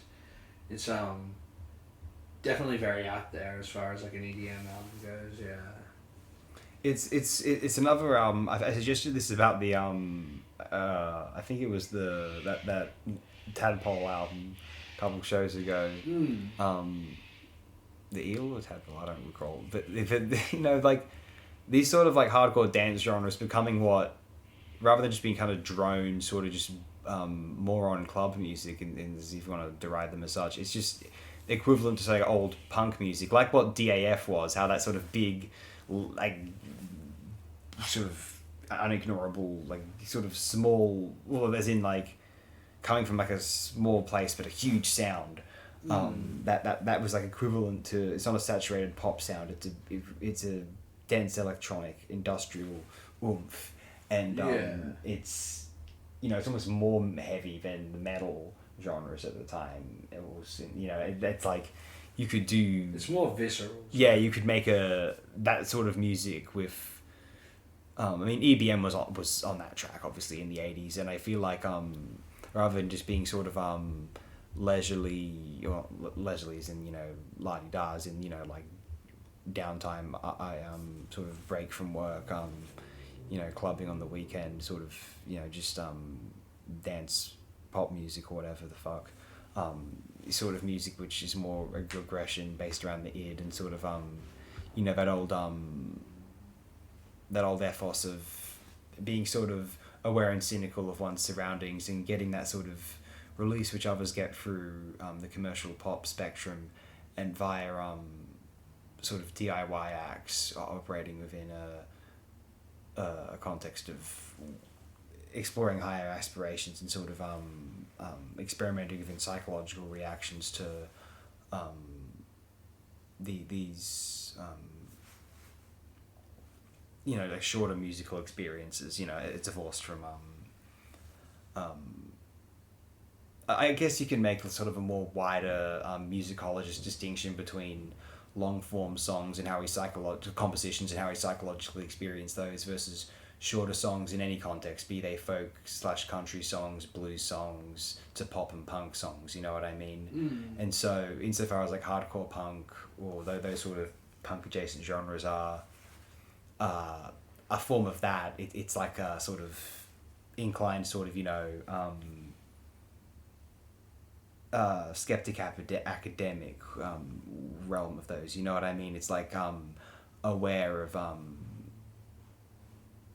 you know, human fallibility, but interested in sort of exploring that and turning it against its worst manifestations. I don't know if that makes any sense. Yeah, well, definitely in the it conjures that sort of idea in the way, like, I remember while I was listening to this album earlier today, there was like a elongated instrumental break with synths and like a simple beat after like a certain amount of pretty hardcore percussion, and as this like moment of the sort of the melodic elements sort of came into play, it was able to create this sort of very hallucinogenic like imagery of vibrancy and almost like flowers dancing or something, you know. It's this sort of energy, right? Yeah. And it this album definitely had that in it. Like there's a sort of like similar, like I was saying with the Chills, like it's an effervescence that is very hard for, like, I feel, for music to be able to do. It's like almost the subliminal moment, right? Wow, yeah. Yeah, it's when music can create something the words can't describe. Hence why we have music, right? Because there are certain things that music can communicate that words just can't, you know? As with all forms of art, right? Oh, I guess I kind of guess vaguely realized how I could just tie together better what I was saying before. Yeah. Obviously, there are forms of punk which kind of manifested in more uglier sort of say the bad kind of skinhead and sort of white nationalist neo-Nazi forms. Sure. And it's not that much of a surprise that sort of aggressive music lent itself to those sort of pathologies. But it's interesting how, as someone who didn't know any better, they'd think punk was like, people who watched, Oprah and Phil Donahue back in the day or whatever, they'd think all hardcore punk was just these aggressive, antisocial, sort of, just, hooligans and whatever. Yeah. But, all people like Gigi Allen, not that he's, we're not saying that Gigi Allen's like the devil or whatever, but like it's or like a Nazi, but he was like a performance artist. I didn't want to necessarily lump in Gigi Allen with white supremacists or whatever. Nah. Gigi Allen's not quite. But it's the same. The appeal of Gigi Allen is like that id thing that you're saying appealed of hardcore punk that appealed to like the violent aspects of like white supremacy. It's why people would spit on bands. Yeah. Or why fights would always start out so the cops would have to raid Black Flag gigs. Yeah. As opposed to the side of hardcore punk, which was like trying to be philosophical, like Minor Threat and, Ian MacKaye. That's why you get like straight edge. Exactly. That's, punks are a bit like weirdly hermetic and like have that strange, like the old thing of like if someone's straight edge, like, before you even know their name, they'll tell you they're straight edge. So they may as well just be called straight edge. Yeah, so those are the two sort of dichotomies, I suppose, of punk. And I guess you're saying this one leans more into the philosophical. Ian MacKaye, mixed with, like, Ian MacKaye's one of them, which became true. But then you get, like, Jello, who's a bit more of the, like, sort of, culture jammy sort of world. Graffiti art and stuff like that. Yeah. Whereas, I forget the name of the singer of the Germs. Yeah, the guy, he passed away. Yeah, he's more like the Gigi Allen or the sort of like violent, cathartic. Sid Vicious. Yeah, fighting like this sort of, like an anti-messianic figure who like has to show the evils of like the hyper-industrial capitalist world we lived in at the time. Yeah. That was sort of their role there. And, I guess certain elements of, like, white supremacy, like, sort of saw those hero tropes as, like, a sort of... and fashioned it in their own way. Yeah. Similar to, like, I guess, straight edge fashioned hero tropes into, like, reaction against drugs and alcohol and shit. Like, I think it's that, because the I guess that good intellectual quality about some of those more refined hardcore punk or punk adjacent acts was they were take all the girl punk and the sort of all that sort of feminist awareness within that realm to the Hearst Collective we were talking about a few shows ago. They lend themselves to a degree of kind of ruthless dissolving kind of dissolution of illusion and sort of like denial. They want to sort of latch onto and sort of not pretend, but they're gonna remove themselves from an innate animalistic sort of primeval urge, but what they want to do is channel it to something sort of useful and higher and more collective even than sort of scattered, omnivorous, or predatory in the worst cases, which did manifest in that world. Because of course it would. It was sort of began as anarchy, popularly, and then it sort of began to manifest in other forms, more aggressive, sort of antisocial forms and forms that and more sort of counter-commercial, let's say, in a sort of catch-all manner. But no, I think Machine Girl by Wolf Girl is the more fantastic and interesting side of where EDM styles meet. Obviously there are examples of things which are considered hardcore punk, which you or I have brought up on the program, which I've praised before. So I'm not opposed to hardcore punk, but like it's just never been like. I know like the American bands of the early 80s, I never spent as much time. I love the Germs thing quite a bit, and obviously dig the Minutemen and a few other things. Husker Du were phenomenal, obviously, but just superb. But and I love some of the Australian stuff like Feed Time and Fungus Brains. You know, that's pretty. Birthday Party, great. But I love the idea of there being like electronic equivalents. Like EBM is the kind of more resonates with me, or kind of inspires me to I feel like listening to it. You know what I mean? Yeah. And so that's where makes me say we need more Wolf Girl, Machine Girl. There's more Machine Girl albums. I'll check them out for sure, and they're pretty well received. Some of them. Yeah, they're coming out. So there's one that's coming out this year, but it hasn't been released yet. It looks like.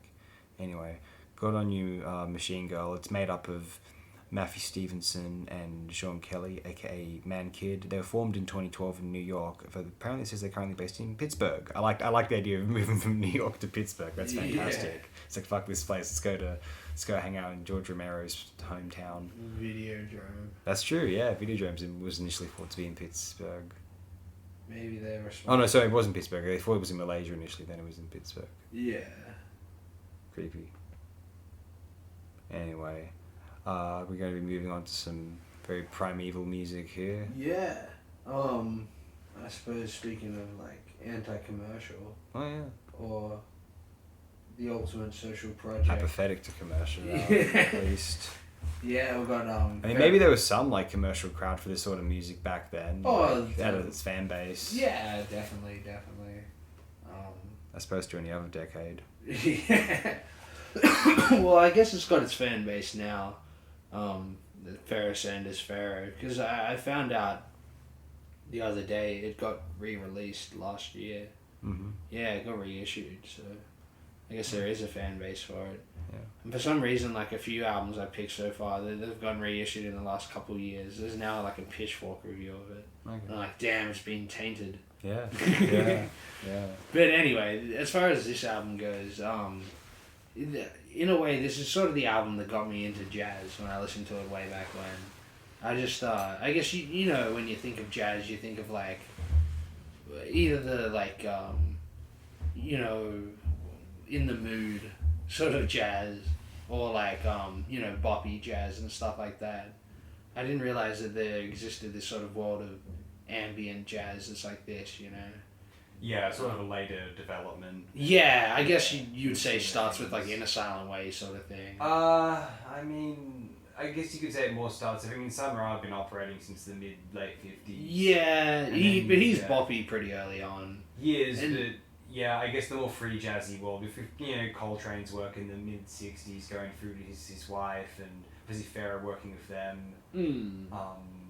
That is a big genesis of it. Yeah, the post bop sort of works in general. Culminating with Miles being sort of just the one everyone's sort of listening out for, of course. Whereas this is more aping off that world of spiritual jazz, you know, like obviously Alice Coltrane's the big example, and a bunch of other good stuff. Spiritual jazz is a whole rabbit hole that like it's almost the best music. And yeah, there's just something about like I listened to this album again today because I hadn't heard it in ages, and like. Yeah, it's just instantly, there's just like this sort of wobbly, like guitar and bass noise that, when like later on in the day I was listening to those two hip hop albums you had with all these like wobbly jazz samples, I'm like, man, it's pretty much the sounds from this. It's peculiar how like, you know, we were talking about earlier, there's, with the Bonnie Well music machine, there's like music which is so of its era that's just, you can tell it's of its era, and then there's things like, I don't know, Sgt. Pepper's was an example you threw out there, but plenty of them, and like Sgt. Pepper's is a bit more sort of like timeless, still like the 60s though, you can tell it's from the 60s. Yeah, it was just so hi-fi that I think it's a modern audience can be like, oh yeah, that's a I can listen to that from start to finish, not be like, oh my god, it's so tacky, you know. Whereas, what I mean? yeah, it's got these sort of timeless elements to it. Whereas when I listen to this album, I feel like all of it is timeless. Like, it doesn't even sound like 1976 or whatever year. I think 76. 7, I think. It sounds like it could have come from yesterday and been just as immediate. It could have come from 1,000 years ago and been just immediate. Yeah. Like, when I listen to this, I like, as I was listening to it this morning, I'm like, wow, I wish Carl Sagan put this on the Voyager rather than the like, I don't know, a Chuck Berry or something. Like, I don't have anything against Chuck Berry. He's pretty good. Yeah, sure. But I feel that, like, if you send this to any life form that existed, intelligent life form, it could understand it. You know, there's no barrier of understanding anywhere, you know. You could play it to a baby, you could play it to an old person, you could play it to an alien, and there's just this sort of, like, universality running through it that, you know, some people are, like, fairly cynical when it comes to music because of the sort of paradigm of commerciality we live in, but most people don't see music in those terms, and anyone who doesn't could easily, like, just listen to this album and understand what it's trying to communicate, I feel. There's just sort of this, and it's only 3 songs, but the first track is like an elongated, like, meditative sort of drone. Yeah, it takes up the whole side of the LP. Yeah, well, it starts with, like, when you think about it constructively, it's very clever. Like, it starts with all these separate parts, like I mentioned, that wobbly guitar, and then the sort of a basic sort of bass groove comes in that is sort of still very floaty and, you know, removed from the guitar, and then eventually a sort of, I don't even know what instrument creates it, but this sort of drone comes across of it, and then all the separate pieces that were set up, then you know, he starts playing his saxophone, or I'm pretty sure it's mostly sax. Like, you know, he does the teapot thing and stuff like that. And then by the end of the track, it all sort of comes together and sort of layers on top of each other. And you feel all the moments of the song, like the sort of journey culminates at that point, and it's sort of a very satisfying, sort of, you know, climactic rejoice to the end of the song. And then the next one you get, like, I guess Pharoah Sanders singing. I never realized he sung. Like, he's got a sort of amateur charm to it. Like, it's sort of a very effective song. And then it plays out to this last track, which is just like I said, timeless. Like, it's one of the most timeless little bits of music I've ever heard. Like, it should be the national anthem of, like, every country. Nice. It's so beautiful. And yeah, like, this is just a beautiful album, you know.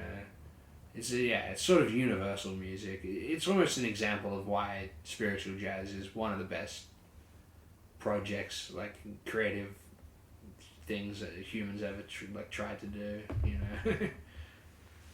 I really like this. This is one of the, I mean, Pharoah Sanders has quite a few really interesting and compelling, he's got heaps of albums, works from the mid-60s through the 70s, and there's ones afterwards that are okay. In the subsequent decades, he passed away in 2022, not all that long ago. And yeah, we saw we hear on this album is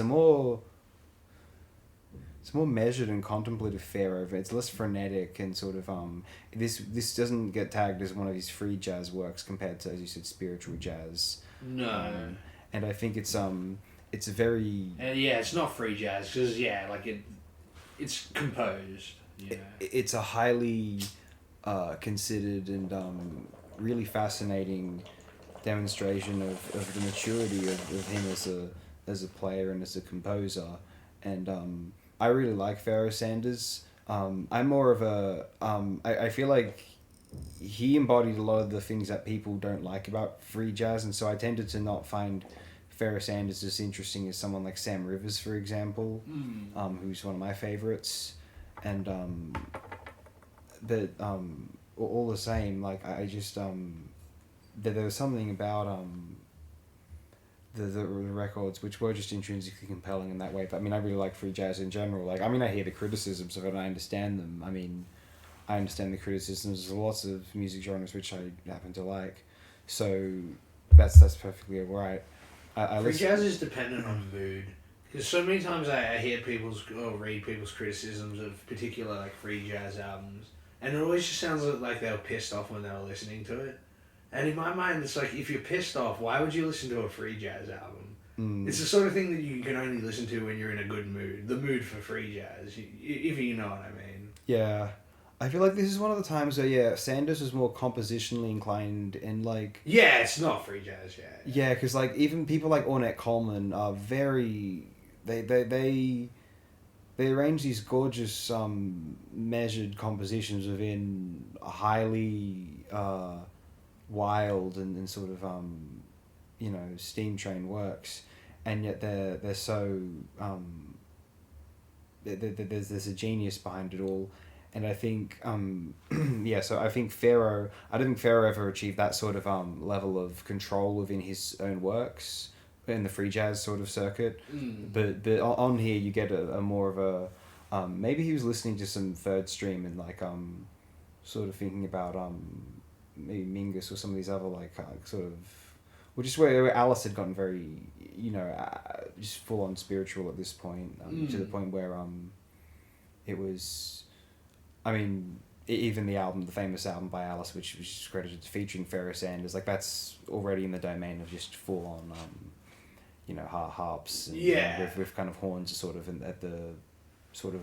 About, like, 76, there. Alice Coltrane would have changed her name to the Sanskrit name, and her album from this time is called, like, Govinda Jaja or something. It's full-on Eastern. Yeah, so Pharaoh briefly occupies this world, and I think he tends to go back to more typical sort of, just like recognizable saxophone-led, slightly wacky but recognizable sort of taxonomical bop.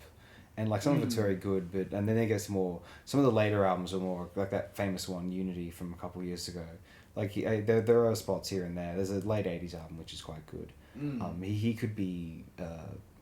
I think a lot of these guys, after a while, they were kind of done putting out recordings, and they were just, like, happy to put out an album occasionally with, like, some sort of variant on the style I've been working at for a while, and... gigging and that sort of thing. Yeah. I mean, these guys were never superstars anyway. Like, they were just occupying, sort of getting by in a cult following anyway, more or less. And this is one of the more compelling and gigging, and a re-listenable of Pharoah Sanders' discography. Very happy to have it discussed here. Good time. Yeah, definitely. I believe. Put it on the fucking space probe. And now an album which I think entirely... Put it on the space probe. Yes, that's it. Very much realizes an aesthetic for the mid-2010s. I don't know how mainstream or well-known this sort of sound or idea of a design aesthetic was in 2015. Maybe you had to be really into sort of internet meme sort of culture. I'm sure this was huge in the vaporwave world. It's just because that world was very specific in 2015, and by 2017 more people were aware of it as like a potential dominant or sort of like, I aesthetic to categorize the 2010s via. Yeah, but in 2015 it was. 2017. But in 2015 it was very kind of the moment, and it really sort of captured something vaguely original, I think. Like sort of maybe drowned itself out creatively within, as you said, a couple of years probably. Yeah, it didn't take long. But for a while there, like this is one of the best examples within any of those efforts. And I think along with stuff like the Lil Ugly Mane, Oblivion Access of 2015, it's one of a few examples of releases which that they began to emerge as a full, as I said, a sound which we could prescribe to being this as 2010s sort of sound, one which filtered the unique context and social circumstances, creative circumstances of day-to-day life in this world, and sort of arrange it into this distinct music style, which also is conducive to a very distinct visual aesthetic. And insofar as it may be sort of being a mishmash of older styles, like both in its visual construct, there's sort of a remake of psychedelic tropes and 90s sort of appropriation of psychedelic tropes in the sort of early computer / electronic trip hop world. But they, in the social media zeitgeist, in the sort of newsfeed Tumblr zeitgeist, there's there's so much it is the aspect of the now, and it is the weight of the past sort of like funneling into something sort of bastardized from it, but it's this very sort of gorgeous mutation, I think, and it's fulfilling something which the late 2000s, late neo psychedelia was approaching anyway, but I think they maybe pulled back from in an attempt to sort of harness real sort of stripped back songwriting. I don't know, like minimal music, sort of minimal aesthetic is a big thing in the early 2010s. Yeah, definitely. And so I think that sort of, you didn't really get as many Strawberry Jam, Murmur of Host Pavilions in the early 2010s. No, and then you got true. things like this within that sort of internet vaporwave, oversaturated, hyperactive dimension. And Death's Dynamic Shroud, I'll Try Living Like This. I think this was considered the first major classic that they released, and it's definitely the first one that chronologically within their discography that I'm aware of and think is pretty frickin' genius. And there would be something of a breakaway. They were less productive for a bit there. Now, obviously, in the 2020s, have been very, very prolific. And Faith and Persona is not only one of my favorite albums of the 2020s, but one of my favorite sort of pop-ish albums that anyone's done. It's just lovely, very, sort of defining a newer 2020s aesthetic, just defined by obsession with the internet, sort of like genres that sort of coalesce and thrive on the internet mainly. It's not like there's sort of like people buying them in shops or people going to see them at gigs. At least they're not touring here, you know what I mean? No. But maybe in America there's some scene too when they go state to state. Well, I think the story with these guys is that they all excuse me. They all make the music separately, and then they all live in different places. Yeah. And then like send it to each other and construct it from there. Okay, yeah. Yeah, so there's even that. Geographically, they don't need to be connected. It's so, inescapably 2010. Like, this is, like, that's, you do things which are only possible in the moment, and it becomes of the moment, you know what I mean? Just sort of Sure. It traps itself in the moment. Yeah, becomes that contemporary, does seem to be the sort of prevailing creative ideology of sort of definitely this album and Vaporwave as a whole, or at least the people who are in the know. Definitely like the initial proto stuff like Echo Jams. But another way this sort of enacts that is I guess in the Fisherian sense, that sort of malaise of culture. It's a weird dynamic. I guess it's a Death's Dynamic Shroud. That apparently like the most streamed sort of music on like these big platforms like Spotify, for the most part, is like retro stuff. Yeah.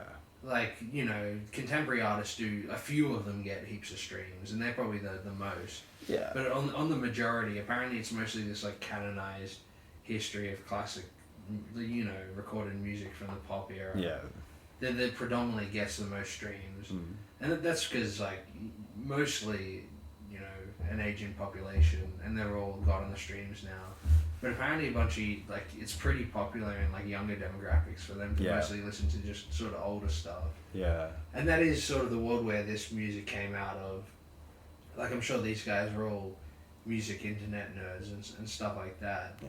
And so the sort of paradigm of the here and now is this reappropriation of mid to late 20th century culture. Yeah. And it's definitely most exemplified in Vaporwave from around this time. Like, that was almost their like mission statement, and you definitely get that on this album.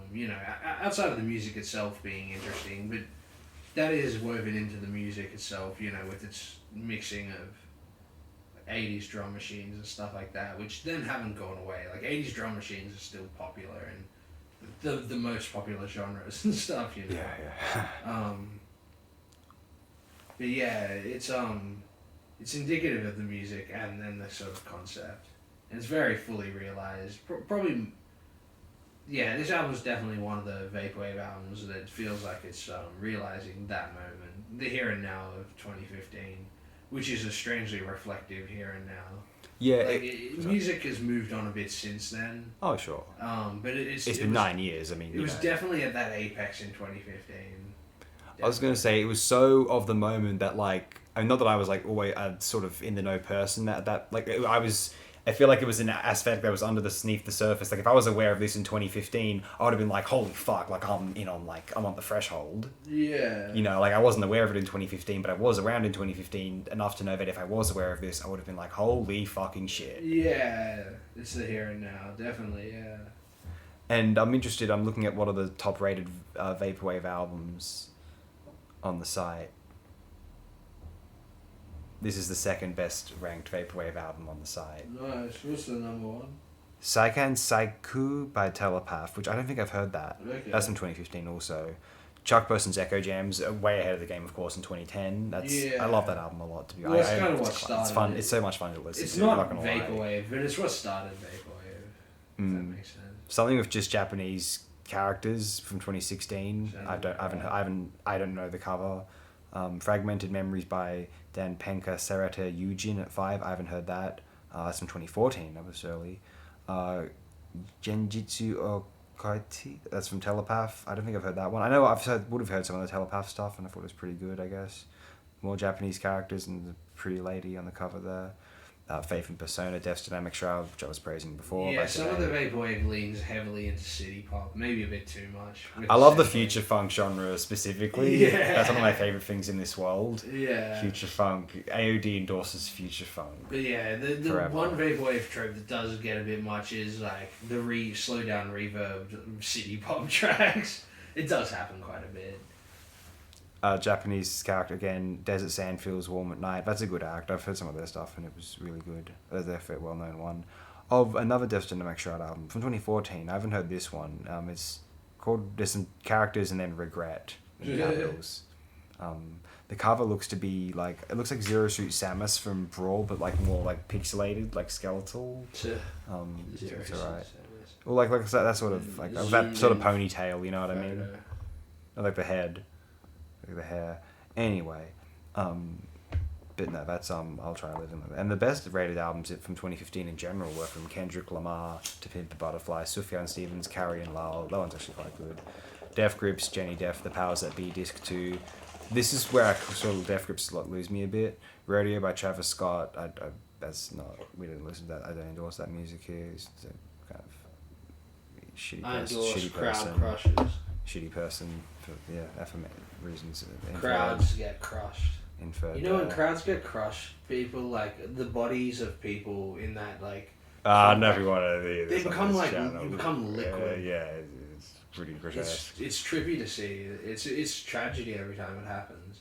But that's why you should stay away from big crowds. And Travis Scott gigs forever. I mean, they probably ought not to have been visiting them in the first place, but everyone's got different tastes, and now I hope no one's going on principle. Emotion, Carly Rae Jepsen, don't go to those gigs either. Divers, Joanna Newsom, that's a good one. Product by Sophie, I don't know what that is. Have You My Wilderness, Joanna Holter. Exercises in Futility, Mugla, that's black metal. Like, listen, like, black metal's probably not going to pop up here. Not for any specific reason, I just don't listen to it much. Third Side of Tape, Little Ugly Mane, that's pretty good. But I prefer Oblivion Access, that's the genius one. To be honest, with Collapse and Appear, that's too good. And anyway, now we're going to be talking about some music from the 2020s, I guess, and God, we're trying to and classify this, I guess. Top 10 albums of 2020. Couscous Bazaar, over and over again. We've got Orchid Spangophora and Glands of External Secretion. The greatest two names ever. And before I start, I guess I should just preface by asking a few questions. What is music in the first place? What is the world we live in? What is this album? Man, I guess Orchid Spangophora, it was around his first album's from 1979. Yeah. I forget what it's called, but that's a strange album. Flee Past's Ape Elf. But yeah, I first heard of him because of this album I just came across randomly. And I guess it made me realize that music can be this. I didn't realize as I was listening to it the first time until it got to, I guess you hear William S. Burroughs in the second track. And you realize that this is a sort of extrapolation on that experiment from like Brian Geisen is where Burroughs got the idea from. And then they put out a few albums together. Yeah. And it's this sort of world of like, I guess, word poetry and like spoken word collage. And it's sort of mixed with cutout little vignettes and images of, in this case, seemingly like radio public broadcasts and various things. It's all just found sounds that I assume were like collected over decades. Because some of them sound very old, some of them are from the time. Yeah. And they're all mixed in such a way that really, it's I think it's meant to be like a deliberate stabbing of one's like persona or like an individual's place in the broader spectrum of the world we live in. Like how it seems in pre like civilized, like native populations and stuff like that, tribal populations, there's a certain ecological connection that people have within sort of localized tribal units to the world around them, and then the dangers and predators and other humans around that world and stuff like that. And there's this sort of strange ecological system that sort of exists that pretty much the whole predicament of, in my mind, Western philosophy in the post-Renaissance is like coming to grips with this sort of naturalist form of human consciousness and the civilized form of like art and culture and the sort of collective, right? Yeah. And it feels like a lot of German, French, English philosophy is like trying to come to grips with that dynamic, right? Almost that duality of human existence. And then you get this sort of idea of collaging media and music, and it makes me, so it reminds me of that sort of predicament, but done within the sort of McLuhanist world of media, right? And the sort of prevailing global sort of sensory like empire that essentially controls the purchasing habits of every single person who uses technology these days. And it feels like that something like this is trying to take that sort of tribal consciousness thing and trying to rip the modern man out of that, in like using that medium itself, Yeah. And like, I guess most people wouldn't consider this music, but in a way, it's like the most music that could exist. It's not musical, but in the sense of what music is really meant to communicate to people, something like this is like doing it, I suppose verbatim, but in an almost disguised way that you're meant to read between the lines of what all these things mean, all the sounds and snippets, right? And yeah, this is just such a clever and effective example of that plunderphonic collage, like sound poetry world. It's like one of the best albums in that whole thing that I've heard, easily. It's just so viscerally, like, just zaps you right out of unconsciousness, That's how I feel, at least. It's definitely not for everybody. But it made me realize that music could be this, Well, what I would... And it inspired me to make similar stuff. Well, what I would tell people who don't think this is... I think that's a great distinction that I would probably put that to them, the one that you shared there, that it's music, but it's not necessarily, musical. No. That's a good way of putting it. it. Definitely percussive, but yeah, not necessarily. Yeah, the thing is, an album like this, you're not necessarily meant to listen to all the sample. It's not like when you're listening to some album with lyrics, you're not necessarily trying to hang on. You're not like losing, you're not getting stressed out over not hearing every word in a song, but the ones you hear, you sort of, you pay attention to them, and if they make an impact on you, they do. And you sort of just, you have the samples on this sort of, you're not meant to be, I feel as though, you're not meant to be sort of fastidiously keeping track of each sample to find some sort of meaning in a bullshit sort of like high school art class sense. No. You're meant to be sort of just like letting them sink in. Your ones you miss, and you just like words in a song, phrases and lines in a song, lyrically. And they're all meant to sort of form associations and thoughts in your mind that never would, like in a cut-up sense, or in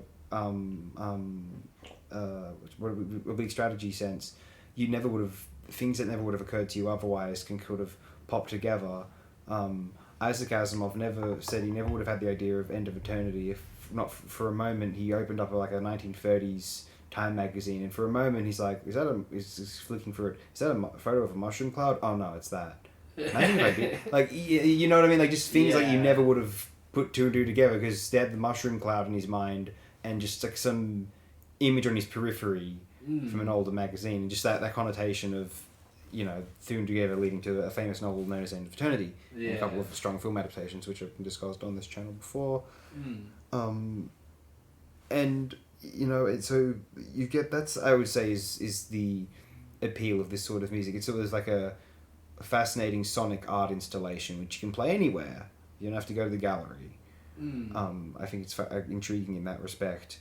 And secondly, you know what's really compelling about this particular album? It's evidence that these guys sort of one of the artists, the aforementioned Orchard Spangiafora, he put out an album in 1979, and then he put out some stuff an album in 2016. There's one after this in 2021, and the other artist credited is Glands of External Secretion, which is formed in 1992. Members Barbara Manning and Seymour Glass. They've been putting out albums since 1995.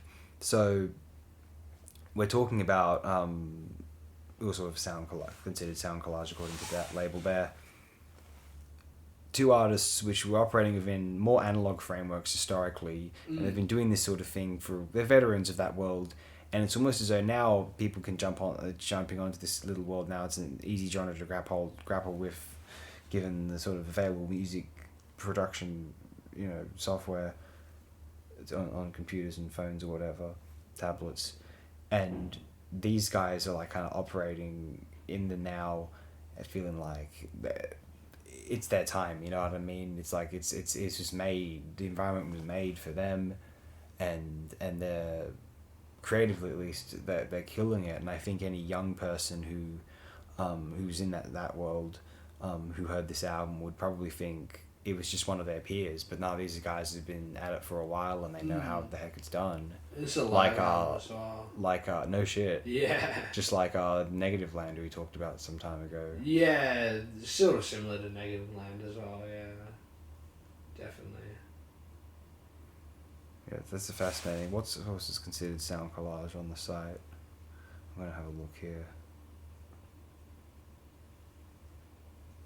The Fire This Time, that's a various artists thing. It's like a 2002, like that sort of area of news media, fear, paranoia, early war and terror. I've heard it before. It's quite good. And artists like Nicholas Shah, Ground Zero, Standing on the Corner, Henry Pusser, The Caretaker, he's pretty fucking cool. Mersbo, the KLF Chill Out, we talked about that in the channel before. Yeah. Jalen, that's only from 2022. His Name Is Alive, that's from 1990. So like a nice spectrum of, in that top 10, you know, just like the whole, like, you know, releases from the 90s, releases from the last few years. Yeah. It's an ongoing tradition. Yeah, it's vibrant a thing that world. like not many people are into, but the people who are into it are, they're definitely into it. Yeah, the ones who are very determined naturally sort of inevitably put out fascinating material in the zeitgeist of the 2010s onward, and the ones operating afterward, you know, they're just, you know, they got so many tools at their disposal. So it's you get very fascinating artists on both sides of that wall. Probably the most common sample you hear in this world as well, in the world of sound collage, is burrows, which makes sense. It seems like most people who make the music are somehow get there from burrows. Yeah, man, like, it's just one of those things where, like, I think he's, I think some of the message of Burroughs, particularly this idea of finding items in your sort of immediate vision and vicinity which seem to reflect a certain, what didn't appear to be but now appears to be, foreshadowing in your own thoughts. That sort of that's part of, like, I mean, we wouldn't necessarily call Burroughs like a Jungian figure in a sort of, like, you know, quasi sort of fluffy new age sense, of course, but he does have that sort of appeal to those who, is it really kind of enormously appealing punk mysticism, and not many people can claim to be of that sort of it can pull that dynamic off, right? Bloody trains of bloody legs, bloody kids of bloody chickens in the town that are full of bloody chicken kids and oh man, yeah, no, definitely. Burroughs is like like a southern mystic as opposed to John Cooper Clarke, who's like, I'm a British guy who doesn't like the working employee, so I'm gonna go to the pub. I don't know much about John Cooper Clarke. It's absolutely chicken town. It's I don't know, no comment, I suppose.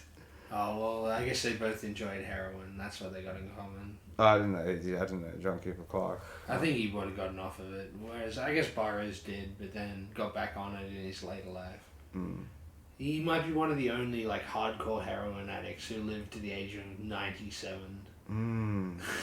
Well, you know what Burroughs claimed? He claimed that there's an interview with the Canadian Broadcasting Company where he claims that whilst heroin is very addictive, it is not, insofar as I have observed, damaging to one's health otherwise. I guess that's if you don't overdose. I guess.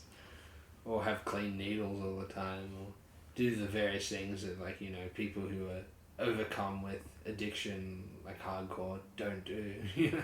I mean, I don't know how many people are rushing to test that, you know, in the hospital context. I think they got, like, other priorities. Who the heck knows? But yeah, one thing he did do was invent a genuinely unique way of using, like, it's a modern incantation using contemporary hardware, you know, similar to, I guess, what I was sort of alluding to earlier with earlier forms of tribalistic and proto-civilizational, you know, forms of culture building, right? It was mostly built around, you know, orating and vocal, like, you know, story narratives, as well as various, like, forms of incantation, divination. Like, even the apparently like dynastic Israelites would use like these stones to, like, you know, roll them or whatever, similar to dice, I suppose, and as for various readings of, like, older texts and stuff like that. Similar to the Chinese using, you know, the yarrow sticks or whatever for the old you know, I Ching. Yeah. Like, there are all these elements of that in, you know, they use their, like, things like those stones or the yarrow sticks were somewhat sacred to the culture. And so, I guess the idea of, like, this, you know, Burroughs or Brian Geisen cut up, like, audio stuff. Because, like, Burroughs got obsessed with it for years, stopped writing to focus on making, like, you know, audio stuff. Because he genuinely thought it was, you know, using the modern means of cultural appraise. Like, what's more appraised and appreciated, especially at that time, than, like, audio culture and music culture. Yeah, yeah. And so sort of using that as a modern form of, you know, what he was trying to do in the medium of writing, the cut-up stuff. Using, like, you know, I guess he probably felt writing was dying and things like music were becoming more popular in the, you know, everyone had a stereo by the 70s, for example. So everyone had access to it in a way. Like, by the 70s, records and music was like Penguin books, you know, all the classics were available essentially, right? And so sort of using that to divinate into, you know, the wider unknown, using the hardware of our day and the cultural creative tool, right? So it's sort of a thing that definitely in the world of the internet, I'm surprised that there hasn't been more use of it, because most people just use things like the internet or, you know, the algorithmic process in a very cynical, like, marketistic way, like almost like a mercantile, like explorative, like you know, European civilization would have in the later day. They people just want to exploit what they can, you know, and just become popular and shit like that. They don't want to actually use the tools in a sort of more jarring sense.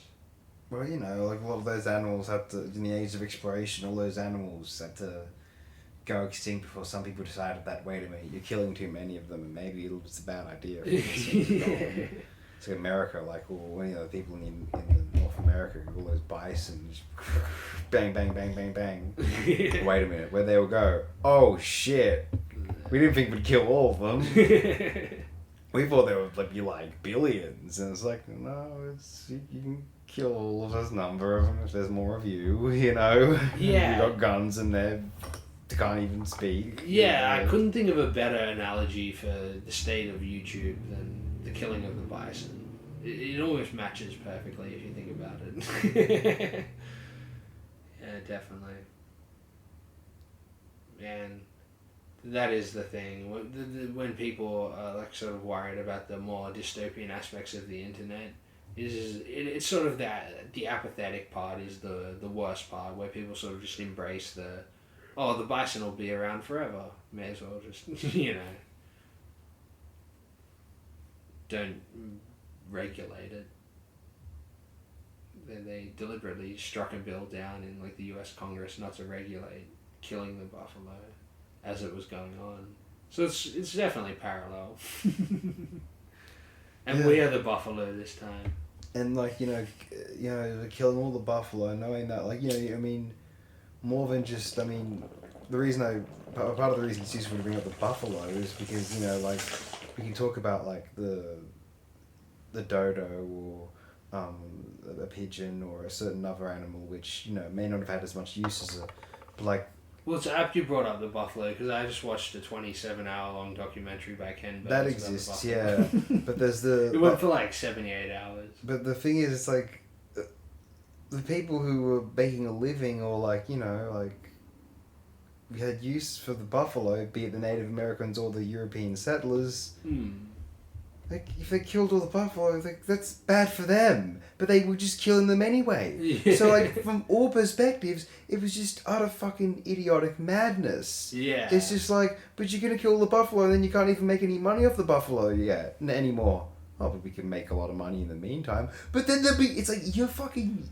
this is the stupidest thing I've ever heard. Apparently, like, just after the... It's bad for you in the long run. After the buffalo, like, fashion had worn off, they realized they could use I think it was the bones, for some sort of specific, like, industrial purpose. Of course, yeah. And so, literally, they hired people like, hundreds and thousands of people to go out and like clean up the whole fields of bones just so they could like pulp them all down for like paper or something. Yeah.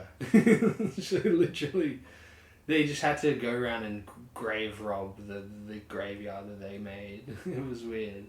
I have actually seen that. Which is kind of what like Spotify is. I will say, like, I went to, when I was very young, I went to Western Plains Zoo. They probably still have some there. Not the same ones exactly. But there are North American buffalo. They have bison at Western Plains Zoo. And like, they roam relatively close to the sort of little fence thing there. And they've got just big, huge, like a American plain almost. Just huge ovals of just, you can just, there's these bison there. Yeah. And they're magnificent. Yeah, that's like, pretty cool. I just would have seen one when I was like not even in primary school yet, and he was like some meters away from me. They're cool, man. Yeah, no, big fluffy mothers, They're notorious for being sick. Yeah. Mm. I wonder if they're still there. The bison would be sick to see. Yeah, no, that's one of the best zoos on the planet. Like Taronga's great, but what they got going on there is magnificent. Taronga's too compact because it's in a city. Whereas Dubbo, you got heaps of space. You can have a buffalo paddock. I was looking over just a big field. You get like look at it from a big little kind of watch place where you can just a little view there, and you can there's giraffes and a few other things there, zebra, African land animal, like sort of deer, buffalo sort of things, and then a hippo emerged from the water to eat a stack of hay and go back in. Can you imagine, like something like that? Like what the hell? That's pretty surreal, yeah. Yeah. Especially in Australia, seeing a buffalo and a hippo. Yeah, safaris are kind of cool like that, I suppose. Yeah. But zoo, I guess that's a zoo in the conservationist sense. Yeah. Because I think the buffalo mostly revived because there was only like 1,000 wild ones left at one point. Yeah, yeah. But like 5 or 10 years before that, people started collecting like private herds and raising them, and so that's considered some of like the earliest animal conservation. Yeah, yeah. Because they were working with the government to then put them back into the wild population. So it's kind of interesting that zoos almost started with saving the buffalo as well. Yeah, yeah. Zoos being something more than just like some Yeah. private little like freak show museum thing. The conservationist like ideology of zoos started with saving the buffalo. Yeah, as opposed to zoos with the, you know, up until the like mid to late 20th century, you could still have zoos in the Western world with like cruel like cages and shit like that. You know? Yeah, it's gnarly. Well, anyway, Go that's to us. SeaWorld. Yeah, that's our spiel on Australian SeaWorld's not so wicked, fortunately, I think. Yeah, no one died there. But yeah, definitely listen to Couscous Bazaar and then tell your mother that you love her. Yeah, this is information warfare basically, but it's an interesting piece of artwork, I would claim. Yeah. At least. Thanks, I suppose we are signing off for this evening here.